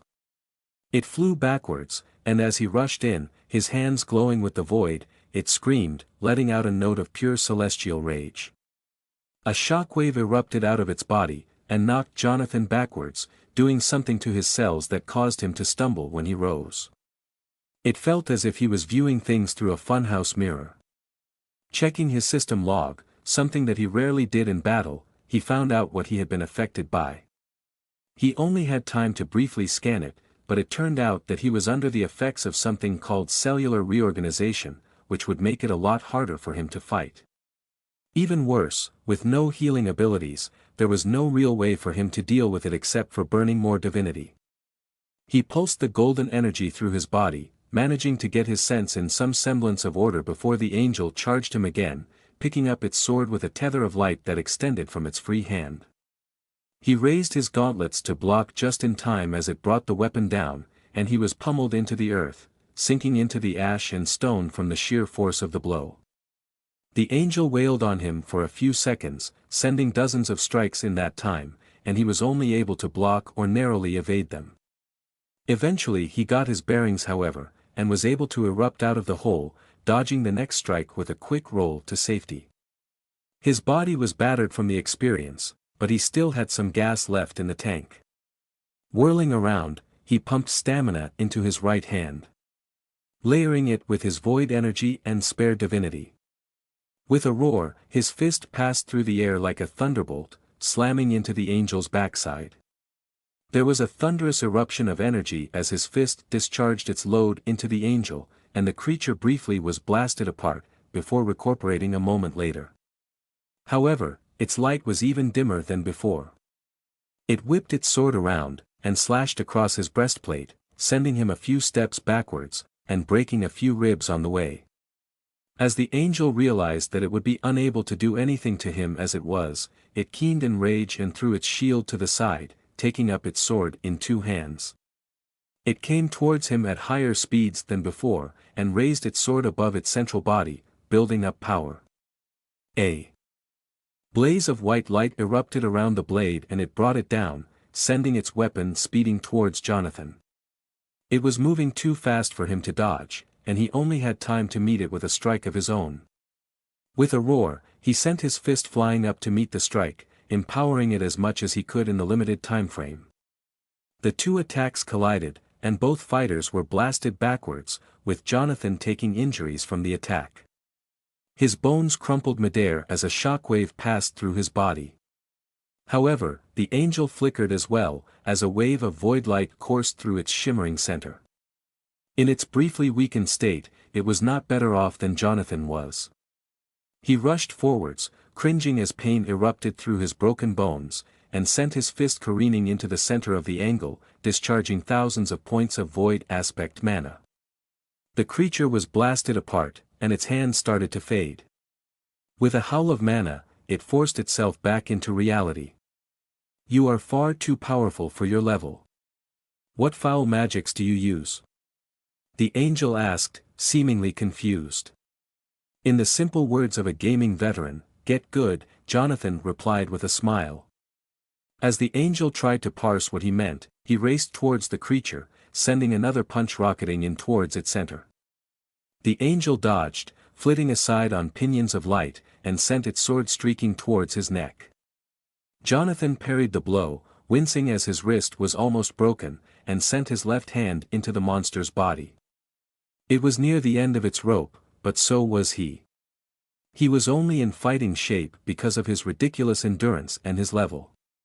Jonathan drew more power to his hands, and blasted the monster's guard aside with his right, sending both hands into its body.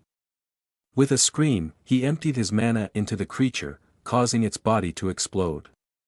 Essence entered him in a steady stream, sending him up an entire 2 levels. Other notifications waited for him as well. You have upgraded a title. Giant Slayer, Epic - Greater Giant Slayer Legendary.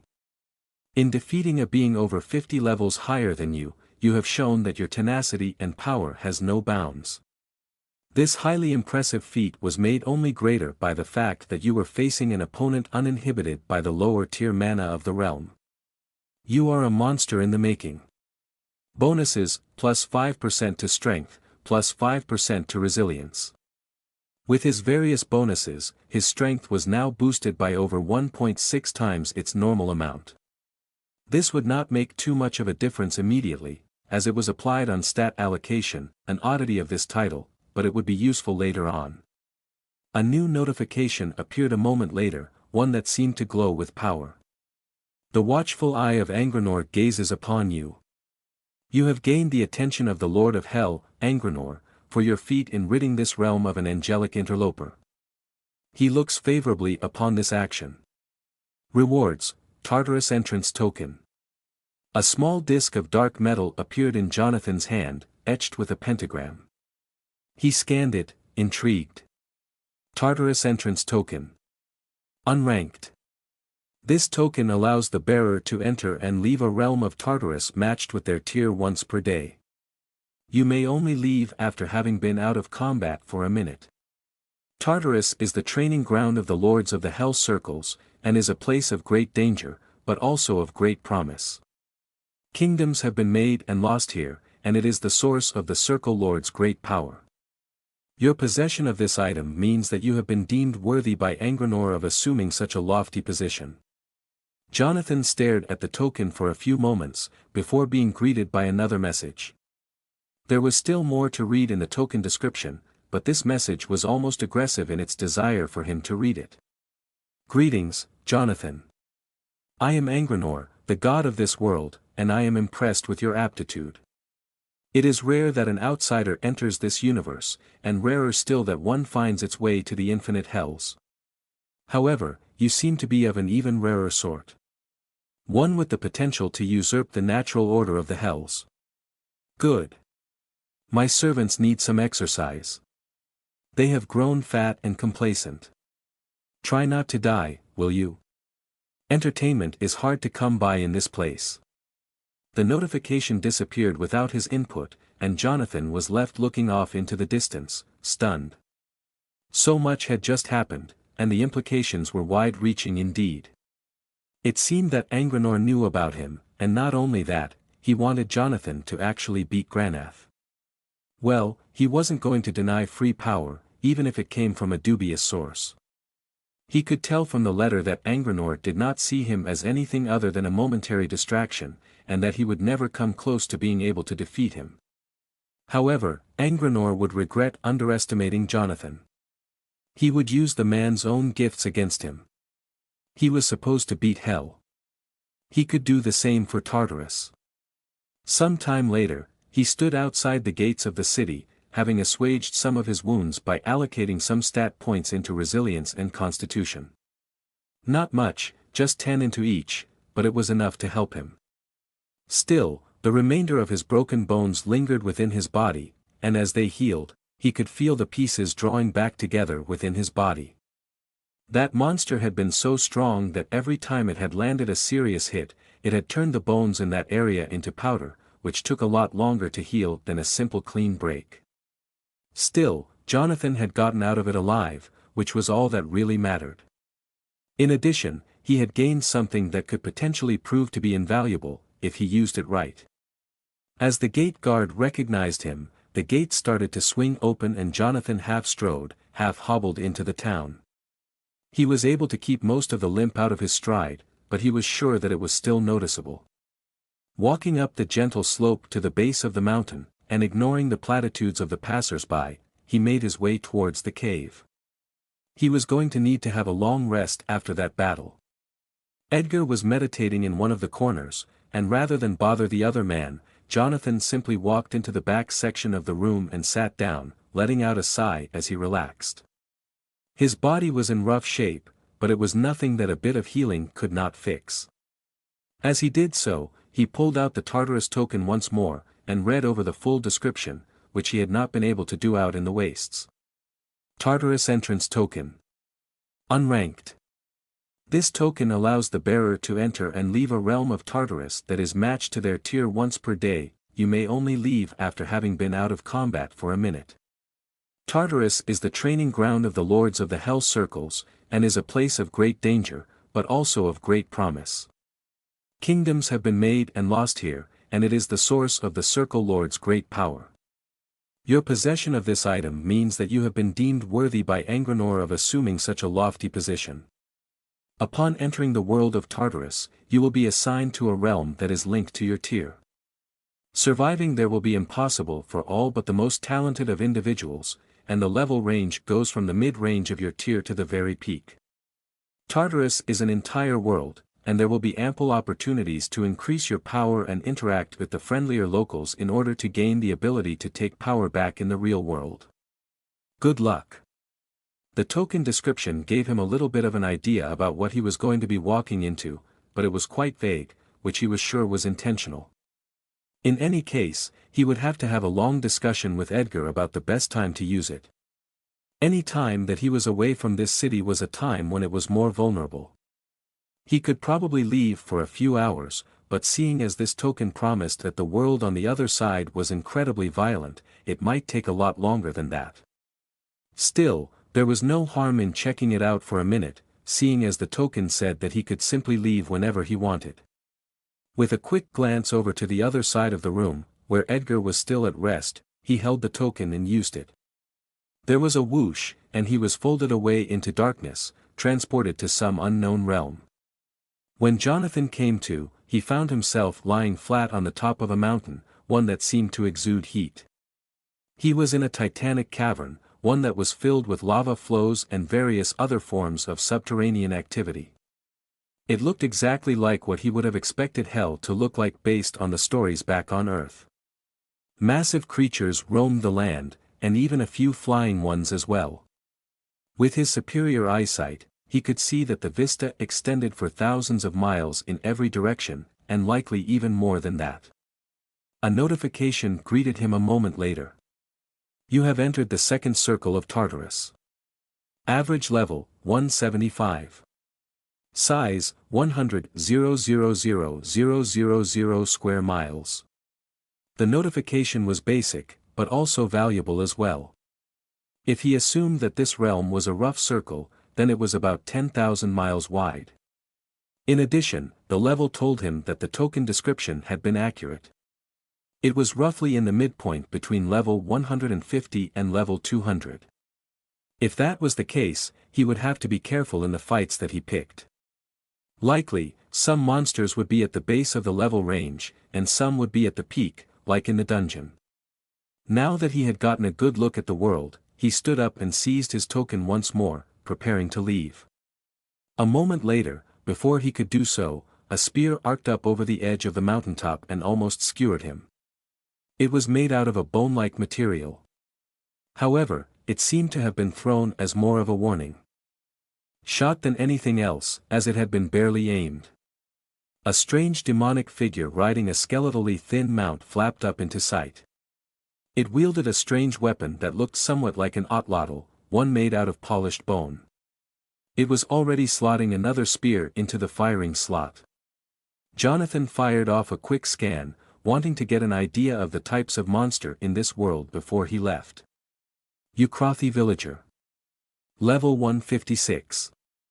The rider was apparently a sapient being, going by its description, but the mount was only a beast.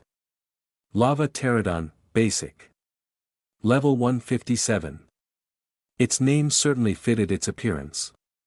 Before the creature could fire off another shot, Jonathan used the token, which had not counted the warning shot as the initiation of combat, and winked back into reality in the cave. He had only been gone for a bit over a minute. Edgar had not even moved in that time, and Jonathan quickly made his way over to the man. It might have seemed to be unfair to be able to simply leave the world, but it seemed that was balanced out by the fact that one could only enter once per day. Anyone using the token would have to balance their potential gains with their potential losses if they choose to leave in the face of a powerful foe.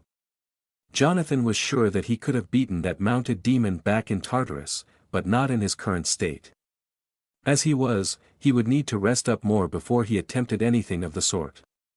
Still, he would be in fighting shape in a day for sure, just in time to enter the realm once more. As Jonathan approached Edgar, the man opened one eye, noticing his companion for the first time. "Any luck with the monster hunting?" Edgar asked, getting to his feet. "You won't believe what happened," Jonathan said. A goddamn angel attacked me when I was in the middle of hunting down some ash prowlers. An angel? Are you sure? Edgar asked, his voice suddenly far more serious than before. What did it look like? A floating ball of light and feathers, with 2 arms. How in the world did something like that get here? Edgar mused out loud. You haven't pissed the gods off personally or something, have you? No, Jonathan said, not very convincingly. Edgar narrowed his eyes, but ultimately left it be. Well, what happened with the angel then? I assume that you defeated it. I did. It gave me a very strange reward though. Here, have a look. Jonathan pulled the token out of his storage device and showed it to Edgar, who promptly analyzed it. The man pored over the description for a few moments. Ha! This is certainly a strange item. I've never heard of anything like it before, Edgar said, frowning. It certainly is. I already used it, so it can't be used for another day. However, it seems like a great training opportunity. The realm that it transports you to has a lot of higher-leveled monsters, and even seems to have some sort of native species that can be used to progress. They're called the Uthraki, or something like that. Uthraki? I've heard that somewhere before, Edgar said. Where was it? Oh, right.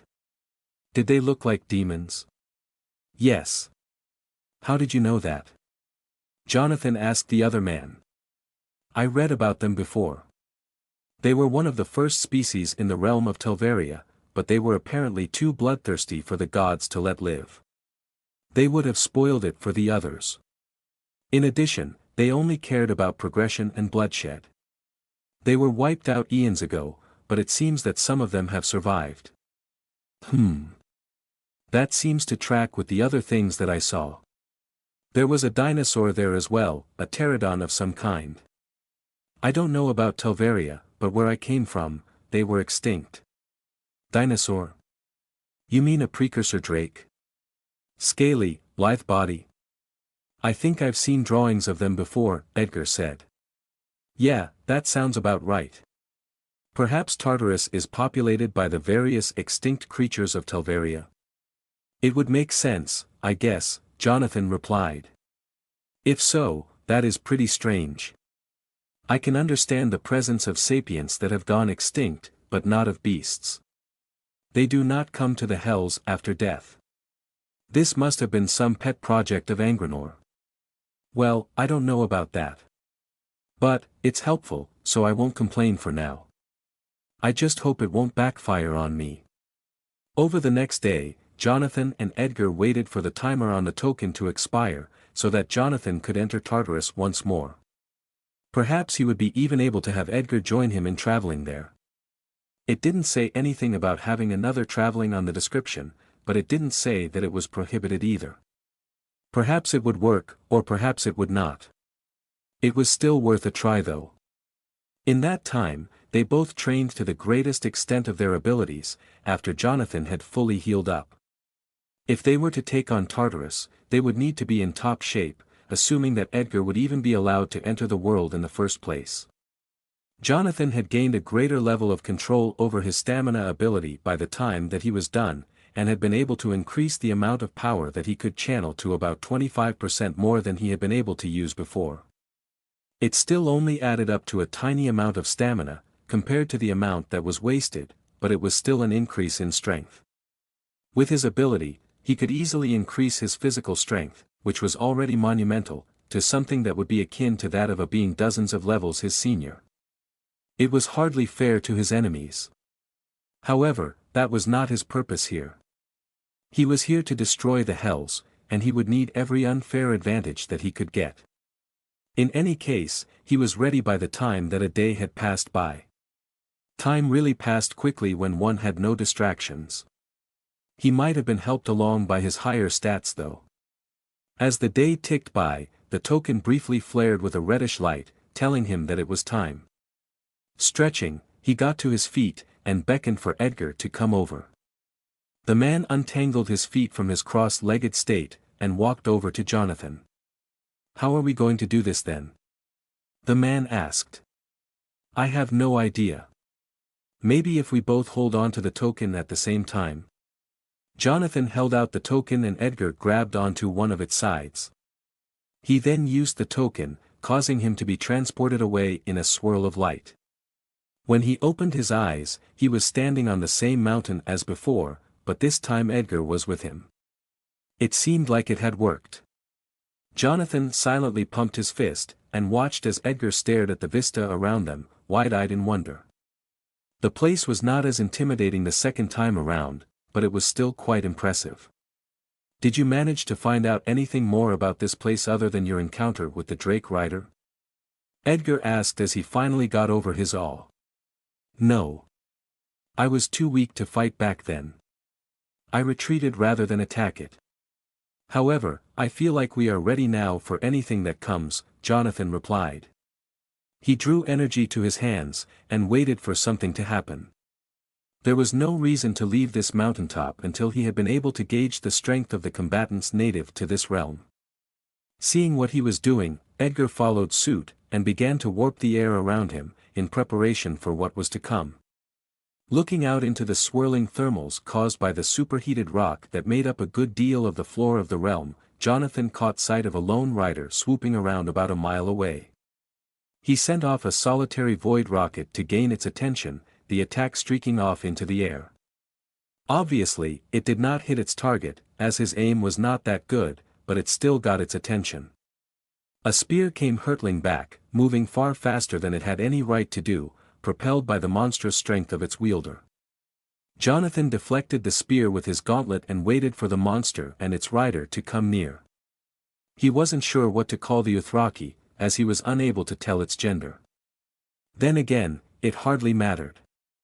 It was just something that he was going to kill anyway. It was not worth remembering. The dinosaur-like beast flew incredibly fast, and it was upon them in a matter of seconds. As it approached, the rider kept throwing spears, which grew progressively harder to avoid with every increment in distance that it neared. The creature soon reached the top of the plateau, only to meet a bolt of wind from Edgar that cut through its thin wing membrane. The monster squawked and fell, crashing into the mountaintop. It flailed around as its rider dismounted calmly, facing off against the two men.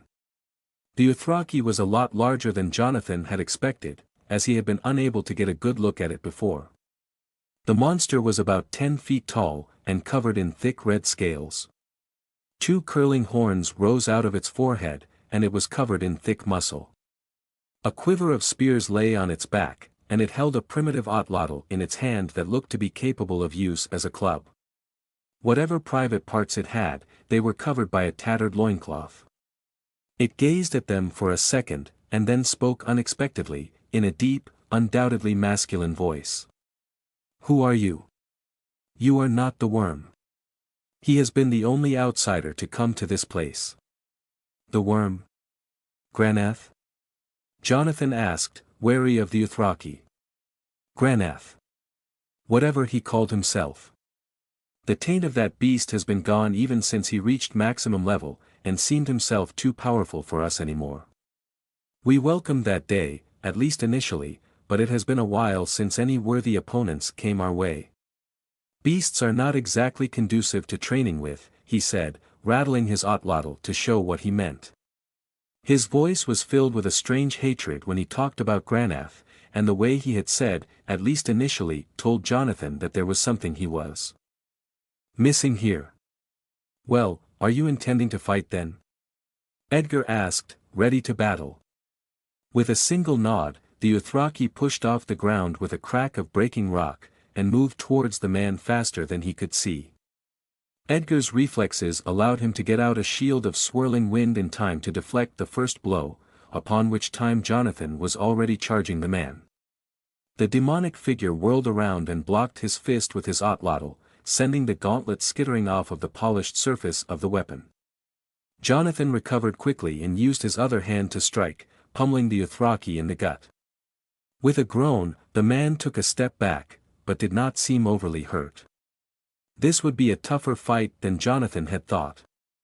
The Uthraki was not as powerful as the angel had been, despite having a higher level, at least judging by the first one that Jonathan had seen, but it was clearly unfettered by the mana concentration here. However, come to think of it, neither was Jonathan. He had ignored it the first time coming here, but he now realized that the mana was a lot denser here than outside, and he felt no inhibition to his strength from the effects. If anything, he felt stronger.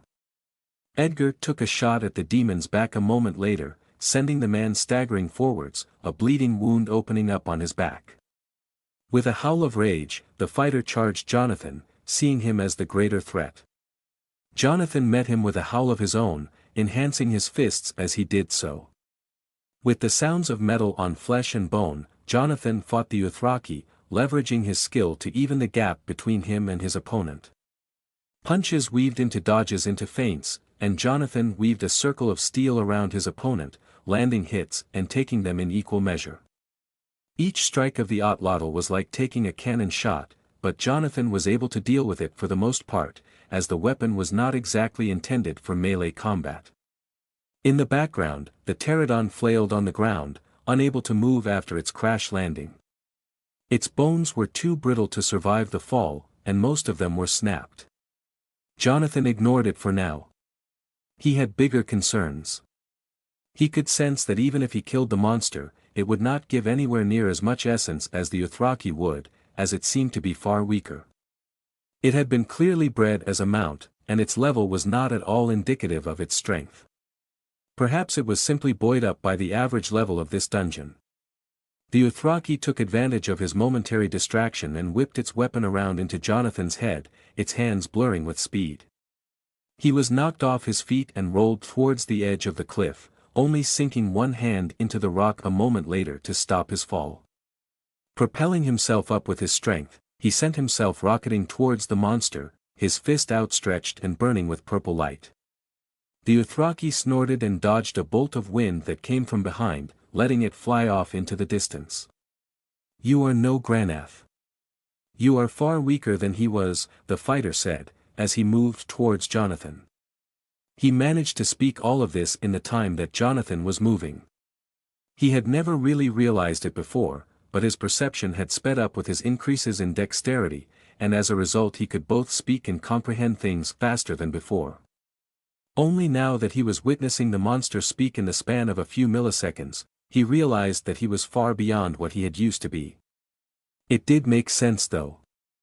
Higher-level beings could hardly be forced to live their lives in what would feel like slow-mo.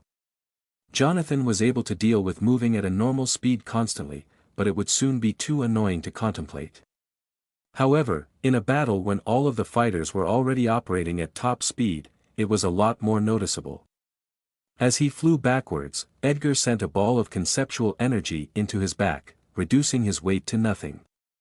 The demon floated up into the air, unable to get a grip on the ground. Jonathan started to spray the air with void rockets, and a dozen of the purple projectiles came flying out of his hands, striking the fighter in an instant. None of them did much damage, but they were still noticeable, propelling the man even higher. Edgar started to build up a massive attack between his hands, using his wand as a focus. The man then banished the energy holding the demon up, letting his attack loose as he did so. The spear of concentrated wind was sent flying up, straight into the demon's already weakened stomach, tearing all the way through. The man let out a roar of rage and pain as he fell, and energy began to gather around his form. He dropped the Atlatl and grabbed one of the spears from his quiver, sending roiling energy into it. The spear lit up with power and the Dothraki threw it with a grunt, sending it hurtling down at high speeds. It impacted the ground like a meteor, and the rock was blasted apart, leaving a large crater. A shockwave carried further on, sending Jonathan and Edgar off their feet. With a grunt, the fighter landed, holding one hand over the gaping wound in his abdomen. "You both fight with strength far above your level. Perhaps you do deserve to be here after all. However, I will be your end." The Dothraki took one step forwards and drew another spear, starting to funnel more power into it. Jonathan and Edgar got to their feet, slightly dazed, and prepared to fight. It was time to show this demon their real strength. Edgar cast his movement speed enhancing skill and Jonathan felt his limbs blossom with newfound speed as the effects of the skill landed on him. Edgar started to float into the air behind him, gathering up the power within him for a powerful strike. Meanwhile, Jonathan sent his stamina to his legs, allowing him to flash forwards into the path of the demon. He moved so fast that it almost felt like he had teleported, as his mind was not fast enough to keep up with his movement. However, he was moving a bit too fast to fully prepare a punch, and it was more like he fell into the Dothraki at high speeds rather than punching him. Despite this, he still bowled the fighter over, and he sent the man flying. The Dothraki sank the end of his spear into the ground, preventing him from falling off the edge of the mountain. However, that left him vulnerable to the next attack from Edgar, which nailed him in the center of his forehead, a shocking display of aim from the man.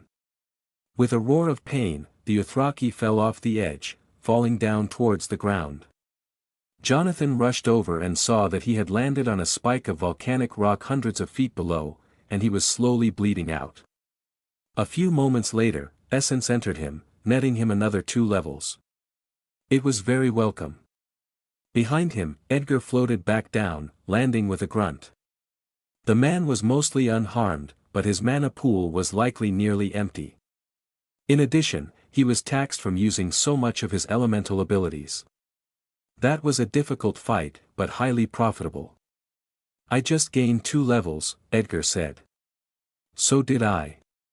This is a dangerous place, but it seems to be very good for power leveling. No wonder Granath is so strong, Jonathan said. On that note, the 2 men started down the mountain, interested in what else there was to find in this land of twisted rock and volcanic might. The mountain was tall, but not overly so, and it took them about half an hour to descend.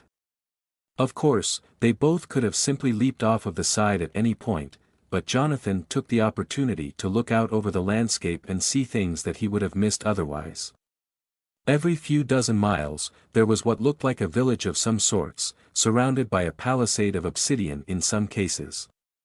He couldn't really make out the finer details from here, but he was almost sure that he could see houses and even slightly trodden roads connecting the 2 areas. It did make sense, as the monsters that they had fought were called Dothraki villagers after all, and there had to be some sort of settlement to give them that name. In addition, a few hundred miles away, there was a faint smudge that almost looked like the outline of a city.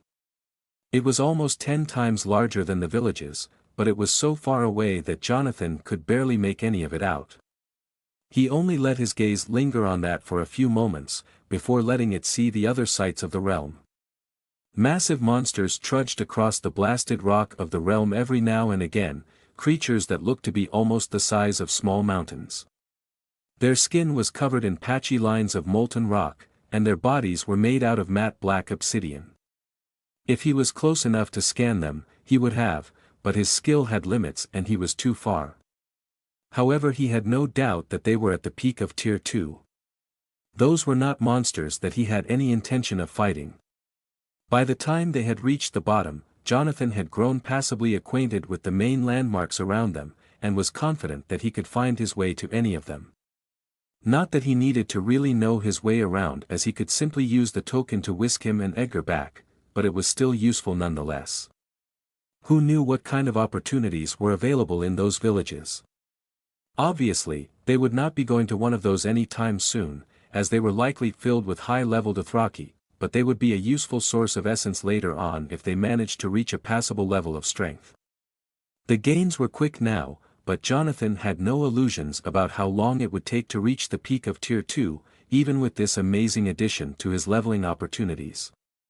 Time was still passing in the outside world, and if they stayed here too long, any number of things could happen to their burgeoning settlement.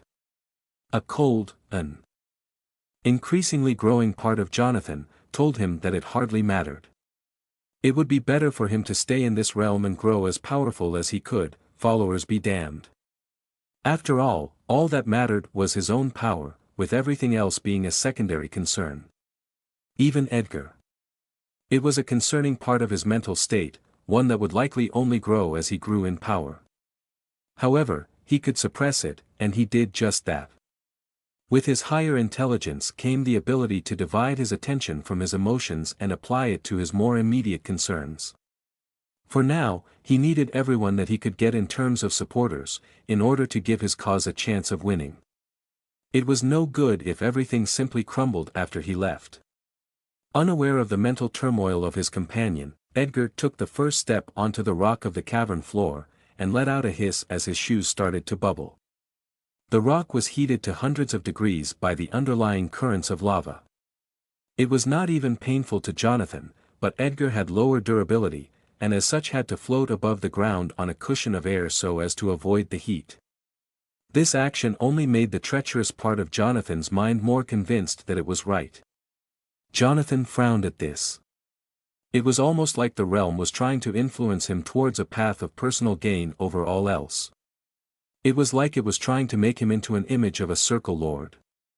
Wait, that's exactly what Angranor said that he wanted. Is this place messing with my mind? Jonathan thought in horror. However, now that he knew what was going on, he was able to separate himself from the taint, and was able to suppress it far more effectively. It was not gone, but it was not able to affect him for now. He took a few steps out into the middle of the cavern and felt a pleasant heat start to drift up through his bones and into his body from the rock below. Something that would have been intensely painful for any normal human was basically the same as a heated floor for him. He was getting used to his power, but his mind always found ways to compare him to his previous self from Earth. He remembered the litany of injuries that he had acquired from his truck driving days, and the ones that were no doubt germinating in his overtaxed body as a result of that job. Now they were all gone, from the scars that lined his right side from a bad collision, to the whiplash that had permanently dislodged one of his vertebrae. The near-constant pain that had serenaded him every day was now completely gone, and he felt far better than he had ever felt before.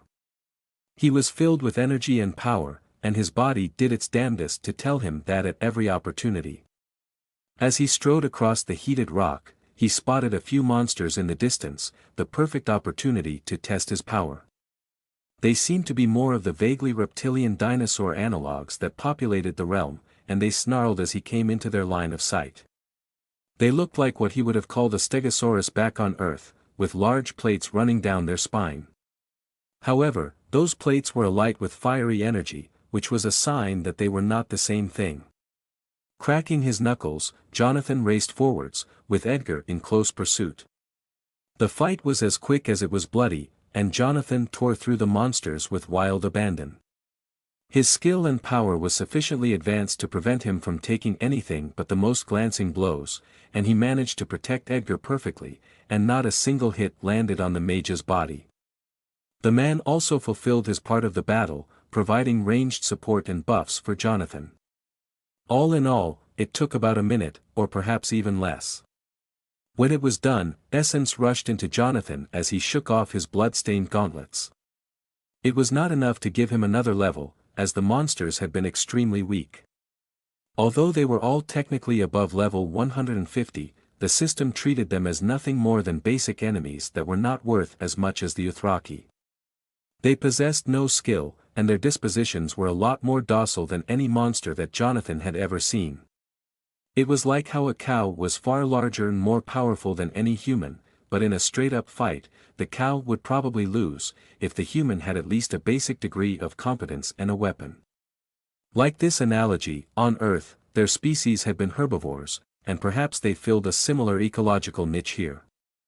It was almost like a version of some sort of primitive society here, with animals and even sapient beings inhabiting this place. It was sort of like some sort of primal lost world, such as would be the subject of a book back on Earth. Here however, it was all too real. They were miles away from the nearest of the settlements, and Jonathan was acutely aware of the dangers of the outside world to the growing city.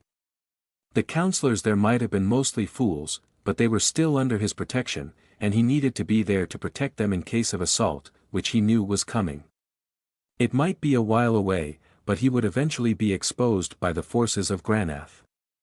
As far as he knew, they were already there. He really needed to find some sort of way to increase the level of the guards that Alana had brought with her. However, the monsters in the area were so strong that even if Jonathan took their attention, any attendants would likely be injured by their clash. Still, if he was able to figure it out, it would provide a mountain of essence for anyone who aided in the death of one of the titans of ash heaps. He could afford to do this now because of the existence of Tartarus. The roaming monsters around the city were no longer the essential commodity that they had before. He may have cursed the gods with every breath, but he felt perversely grateful to them for sending that angel. Although it had almost killed him, it had provided him with a monumental boon, one that would likely carry him further than he would ever reach normally. He had the potential, but all he had been lacking was the essence. Now he had both. As he and Edgar wandered away from the corpses, Jonathan kept an eye out for more, as well as tracking the time. They had been here now for the better part of an hour, and they would need to hurry up if Jonathan wanted to keep his people safe. He picked up the pace and Edgar hurried up behind him, allowing him to keep moving forwards at a steady rate. As they made their way out of the shadow of the mountain and into the main area of Tartarus, Jonathan realized that it would take far too long to explore, at least for now. However, he spotted something glistening in the distance, mingled with a large rock. It was located in the middle of a small pool of lava, with a tiny causeway of rock leading out to it. As he looked at it, he suddenly felt a jolt of excitement as he realized what it was. It was a vein of dark iron. And given the level of this world, it was likely tier 2. He ran towards it, leaving Edgar behind, and reached the rock a few minutes later, laying one hand on it. His heart raced as he did so, as he would find out soon enough whether he was right. A moment later, a quarter of the ore was sucked into his gauntlets, and they started to glow with power. A nova of light surrounded them, and then vanished, revealing the gauntlets. They looked much the same, but the number of spikes had increased, and the metal felt far sturdier than before. Excited, he quickly opened the new description. Marauder Lord's Batterers. Tier 2 weapon, blunt. Twin dark iron gauntlets that are imbued with the spirit of a pugilist. These weapons are the perfect accompaniment to any martial path that eschews normal weaponry in favor of fighting in hand-to-hand combat. Using these weapons will even the gap, allowing you to fight against wielders of any other weapon. These gauntlets have been imbued with the power of Journeyman Smith, adding extra durability and offensive potential to their form. In addition, a runecrafter has enchanted the gauntlets with the runes of hatred and beckoning, creating a different effect for each gauntlet. The right one damages enemies, while the other pulls them in. These gauntlets have been taken to the very peak of their potential, and now possess tier 2 power. Plus 12 to strength, plus 12 to dexterity, plus 6 to resilience while wearing. The growth part of the description was gone, as he had upgraded it to the max, but the power was still there. The stat bonus had almost doubled as well. Before he could get distracted, he quickly placed his armor against the ore vein as well. The armor started to suck up the iron, far hungrier for the substance than his gauntlets had been. Over the next couple of seconds, it slowly tore the last bits out of the rock, and started to glow as it too increased in power. Because of the higher quality of the armor compared to his gauntlets, it was even stronger than it had been before, and now it would serve him well against the many threats of this world. All of the tears and holes closed over with the upgrade, and as it stopped glowing, Jonathan let a grin slide across his face. Quickly opening the description, just as Edgar appeared, he smiled even wider. Hell Knight Plate. Tier 2 growth armor, heavy. This suit of armor, while battered, is one of the best of its kind that you will find within this circle of the infinite hells. Made for a servant of Granath long ago, this suit has since been lost, only to be reconstituted by the system as a reward for the most daring of dungeon delvers. You have caught the attention of the system with your prowess, which has resulted in you earning this armor. This suit has the ability to grow with the user, up to a maximum of tier 3. You have upgraded this suit to tier 2, which has increased its power and durability by a significant amount. Growth reagents, tier 3 bone, tier 3 blood, tier 3 dark iron. Plus 24 to resilience, plus 24 to constitution, minus 6 to dexterity while wearing. The armor now gave a whopping 48 points of stat bonuses, and the unfortunate demerit to dexterity, which was already fixed by Jonathan's rings, was not increased at all. The increase was enough that he could actually feel it, even with his already high stats. He felt like a mountain encased in iron, an inviolable lump of ore that could never be hammered into shape, no matter how strong the smith. Replacing the smith with an enemy and the ore with himself made the analogy all the sounder for it. Then Jonathan frowned. He had never felt proud of himself for coming up with clever turns of phrase before. Perhaps his enhanced stats were acting up. His mind was far quicker and clearer because of his enhanced intelligence, and he was very quick to pride himself on that quality. He had always wondered why powerful beings in the stories that he had read and watched on Earth always became so arrogant. Perhaps this was why. Jonathan? What was that? Edgar asked as he came to a halt by him. The final reagents that I needed to upgrade my weapons and armor. It seems like this place is a treasure trove of resources. Unfortunately, I doubt that we will find what you need for your armor here. Dawn stone might be something that is hard to come by in the Hells, Jonathan replied. However, I am eager to test out my new armor and weapon. Care to join me? 15 minutes later, they had found a target, a large elemental golem that strode across the volcanic rock like some domineering hegemon of the land. However, it was only a bit over level 150, and its size was misleading. It still possessed none of the weakness that such a being would have in the ash heaps however. Jonathan now understood how Granath had grown so powerful even with the effects of the low mana density on his strength. It would have been almost impossible to reach the peak of Tier 2 with such a large demerit to strength. Tartarus had evened the gap. As Jonathan appraised the golem with his skill, he decided to pump more divinity into his basic true sight than before. He could feel that there was a wealth of information waiting to be discovered if he could only increase the efficiency of his skill. As he poured more divinity into it, his eyes began to light up with a golden glow, and a moment later the skill triggered, feeding him a far longer list of information than before. Volcanic Golem, Basic. Level 157. Health, 10575/10575. Status, Healthy. There were 2 new additions to the description, and he felt a notification arise from his usage of the skill in such a way. You have altered a skill. Basic True Sight, Legendary - Channeled Basic True Sight, Legendary. With the addition of more divinity, you can supercharge the skill to increase the amount of information that you are given by the readout. At this current level, you can uncover the target's current health as well as their current status. To find out more, you must upgrade the skill. Jonathan raised one eyebrow as he looked at the description. It would be useful indeed.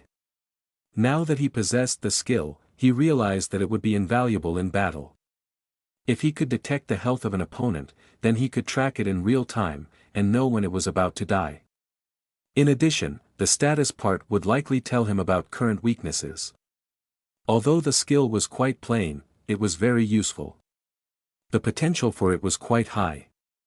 With these new pieces of information in mind, Jonathan relayed them to Edgar, who started to come up with a plan. The golem was basically untouched in terms of its durability, which meant that this would be a difficult, but not impossible, fight. It would be harder than it would have been in the ash heaps, sure, as the monster would be quite a bit stronger, but it was still within their capabilities. When Edgar had fully appraised the situation, he decided that it would be best for him to unbalance the monster from the sidelines while Jonathan moved in for the kill. The weakness of larger monsters like this was generally stability, especially if they were made out of a hard, unyielding substance like rock. If they fell, it could be devastating. The effects of higher levels on such monsters built up their durability, which also increased their weight proportionally. Just like a slab of stone would shatter if dropped from even a small height, the toppling of such a titan would have outsized consequences. Jonathan sped forward, letting Edgar set up his opening move. The wind started to howl behind him as a cyclone of power drew in all the nearby air, creating a spear of compressed air that would act like a tornado, drilling into the monster's leg. As Jonathan ran, Edgar loosed the attack, sending it across the plain towards its target. It slammed home a moment later, and exploded in a blast of air, knocking the monster to one knee. The stone exploded under the force of the strike, and the creature stumbled as it tried to get up, almost falling. Jonathan sent his stamina to his legs, causing himself to explode with speed, and move dozens of feet with every stride. He reached the monster in no time at all and layered his energy into his fist, flying towards the weakened area. With a roar, he drove the attack into the hole left by Edgar's strike, and the energy detonated, blowing off the creature's leg. A move that would previously have rattled his armor barely caused it to move at all, the result of its increased durability. He flipped backwards as the monster fell, and watched as its one leg was no longer enough to support its weight. Falling onto its face, he heard stone crunching as the beast landed. It was far from dead however, and it made its first noise, a grinding howl of rage. The lava around it began to churn, and geysers of orange rock rose from the ground, breaking through the thin crust of the realm's floor. The lava began to increase in heat until it was blindingly bright, and definitely hot enough to burn Jonathan. He dodged as one of the geysers of lava flopped down towards him, threatening to douse him in fiery liquid. The lava landed next to him, eating away at the rock like industrial acid. The heat was intense even from where he was standing, and it had to be at least 10,000 degrees, if not more. That level of heat was akin to a star, and it would be devastating for it to touch him. Then Jonathan realized how ridiculous it was that he could honestly speak about surviving the heat of a star. Although his leveling felt intuitive and natural, it was extremely powerful. Many stories that he had read in a genre similar to his current existence had gotten the scaling of stats wrong all the time, whether through ignorance or through a desire to make it seem less powerful than it actually was. The math did not lie however, and if he was 50 times stronger than a human on his stat sheet, then he was 50 times stronger in actuality as well. If his durability was higher, then it was higher in a way that matched his stats. He could take all but the most powerful of gunshots now, and it would take something akin to a tank to even hurt him. A bomb or missile could still hurt him, and a nuke would turn him to ash, but eventually he would be able to survive. In any case, he had a battle to fight and win now. As he ran between the glowing pillars of lava, he saw the golem begin to reattach its leg with tendrils of fiery rock, using it to fuse the stone together once more. The landscape was starting to melt under the onslaught of rock, a little taster of what was to come as Jonathan ascended the tiers. At his current state, he was still underwhelming in terms of his destructive abilities, and he would be able to take out a hill with a single infused punch, if he put all of his power into it, but this monster was capable of taking out a village. The scaling of power did not work in a linear fashion, and while Jonathan was not able to output that level of destructive power, he was still able to beat the monster. His build was more of a duelist type than some sort of area of effect specialist, which fitted his mission. When it came down to it, his task was to take out the strongest beings in every realm that he entered. It didn't mean anything if he could destroy a city if that same attack would not leave a scratch on an opponent of his level. All in all, he was quite satisfied with his own abilities. They were potent, and served him well. As the golem rose, Jonathan drew on his mana and divinity, empowering himself. Taking control of as much of his stamina as he could, sending it to his legs, he leaped forwards, traveling at over 1,000 miles per hour for a brief moment. Although the speed dissipated quickly, the momentum stayed, and he found himself rocketing towards the monster's leg. It was still glowing from its impromptu surgery, but the heat was not enough to inconvenience Jonathan anymore, as it had already mostly cooled.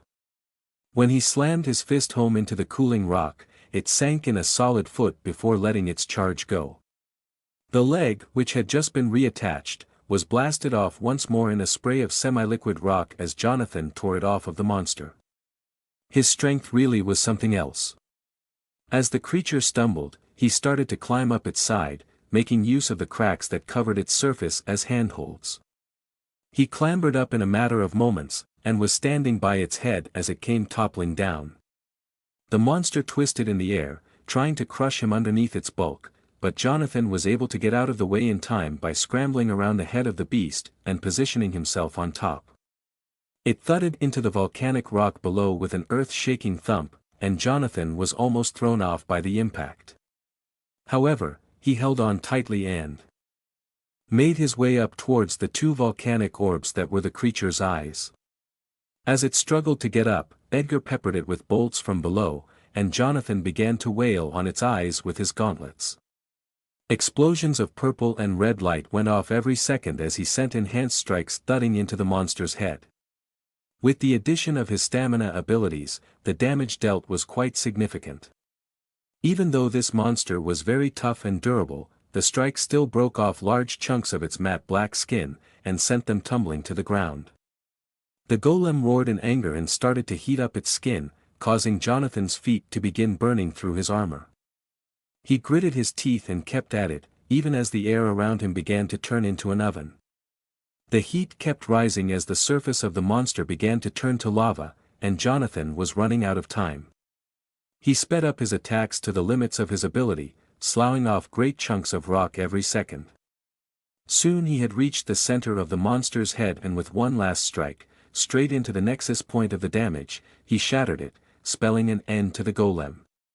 His body was covered in burns, and his armor was heated to a cherry red, but it was already showing its worth, as it quickly returned to a normal temperature, looking no worse for wear.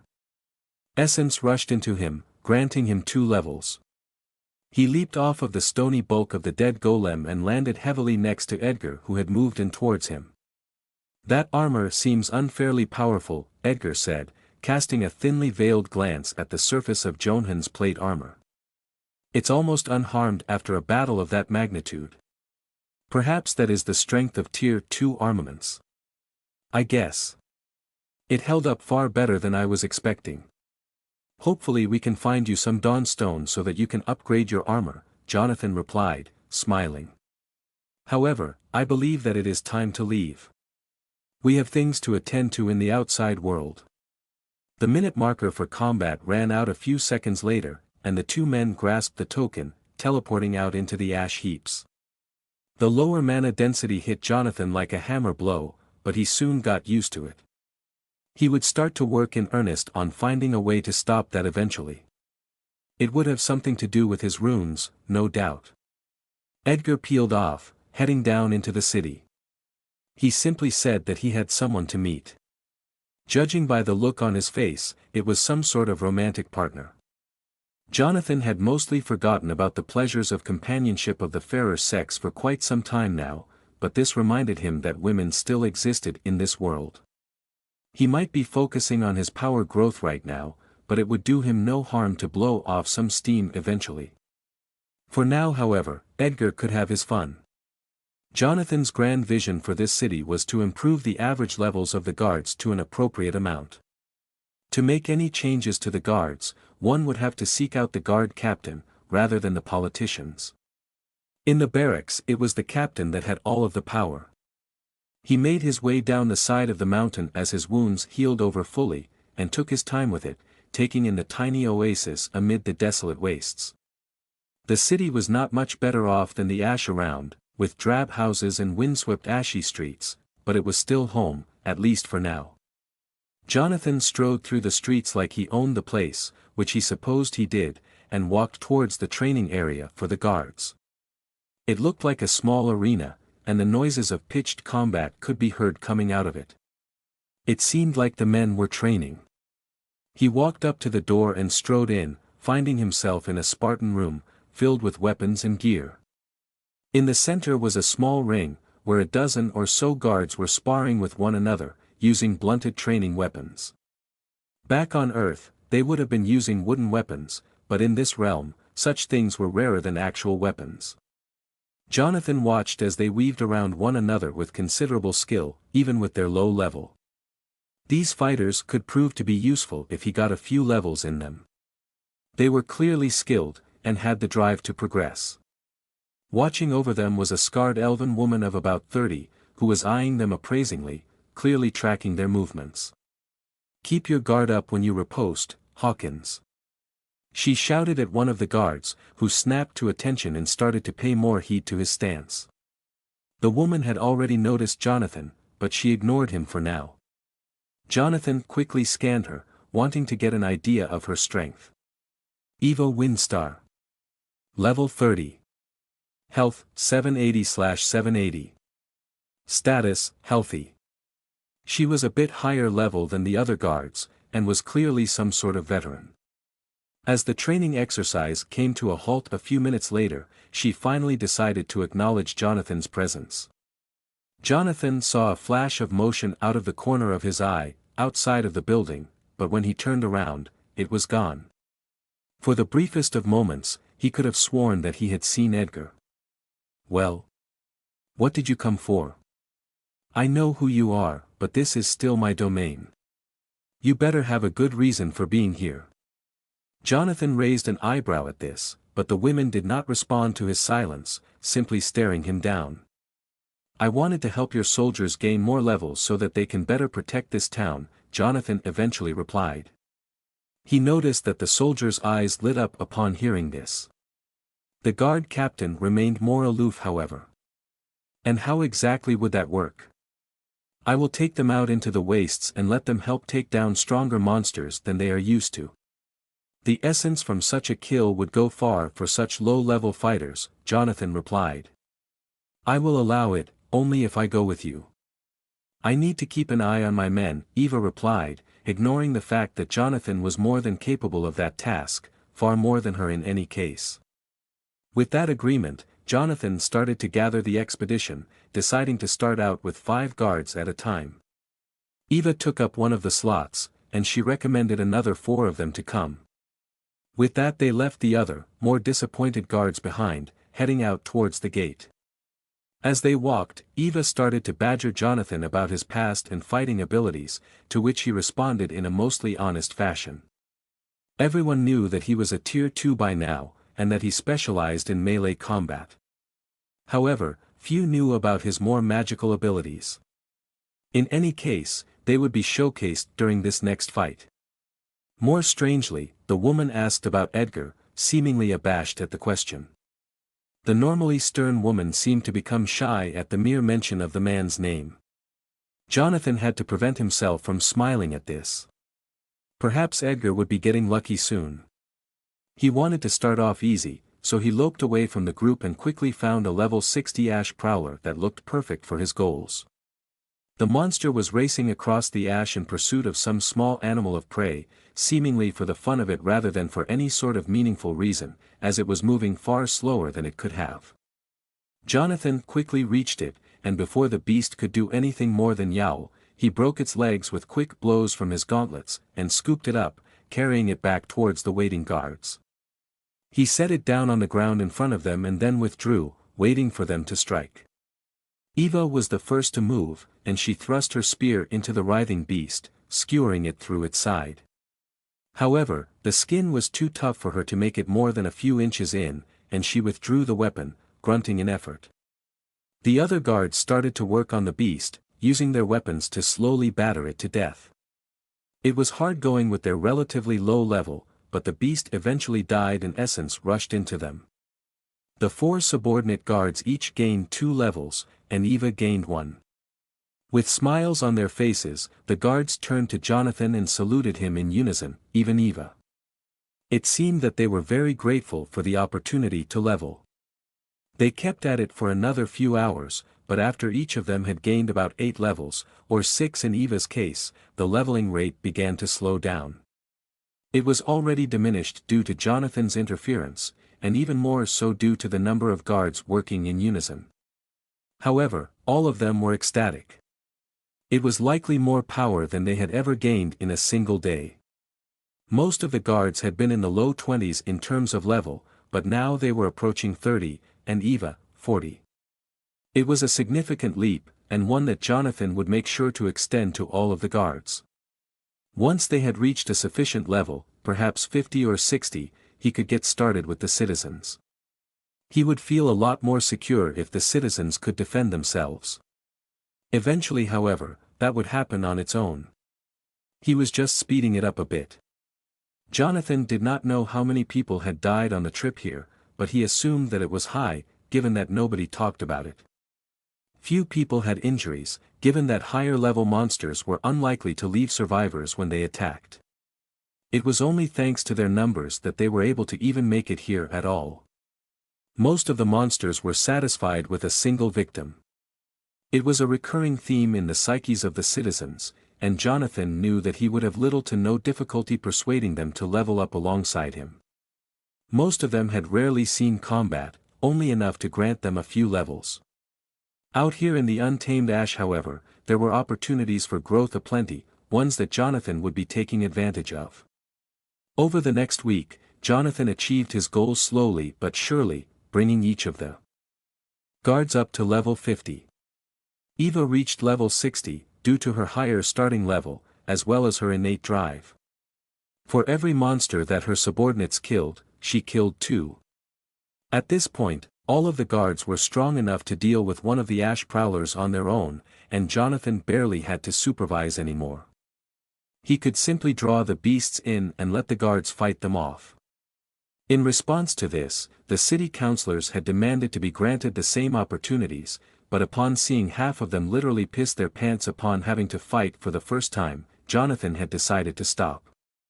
They had clearly gotten their essence in some other way. One day, he would make sure that the entire city was capable of defending themselves. For now, however, his focus was on the guards. He had neglected entering Tartarus in some time, as the entire purpose of him leveling up the guards was that they would be able to defend the city in his absence. Now that he had gotten them all up to an appreciable level, however, he was ready to take a more hands-off approach. As he walked back into the city with the current group of guards in tow, he noticed that they were subtly exuding their auras to show off to the townspeople, who were gazing at their protectors in awe. They had likely never seen anyone of that strength, save for Jonathan or Edgar, at least in people who were their allies. Now that the city had a contingent of decently leveled fighters, it was more defensible than before. Jonathan left them off at the barracks and headed back towards the cave to meet up with Edgar.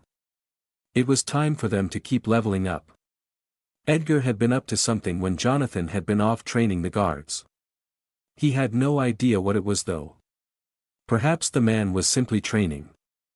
As he neared the cave, however, he began to hear heavy breathing coming from the interior, and a feminine voice saying something in a hushed tone. He froze, and then slowly started to back down the mountain. He knew exactly what was going on there.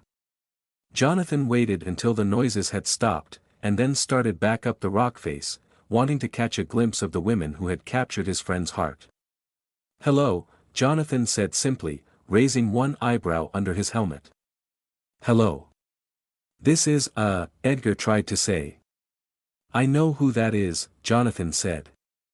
"I'm glad to see that you have managed to find at least something good in this place. You're not angry?"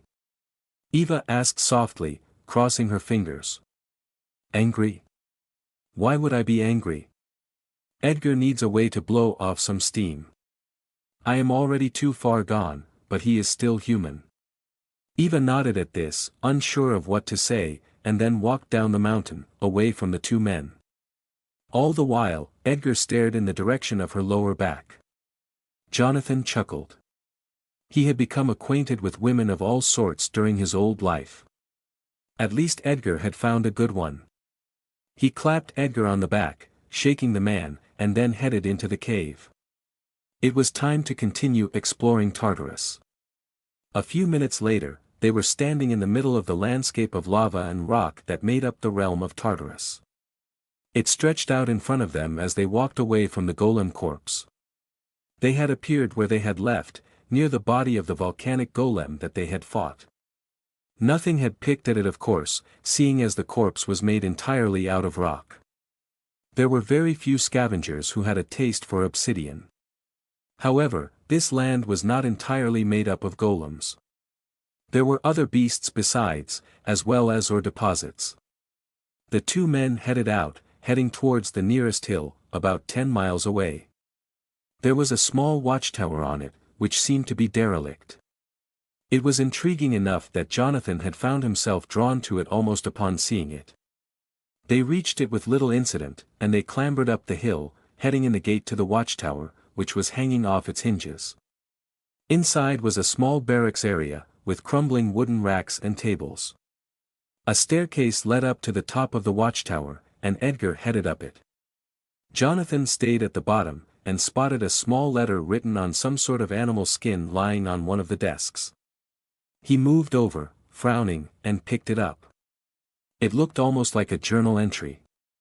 Day 57 of the autumnal watch. Granath has left us.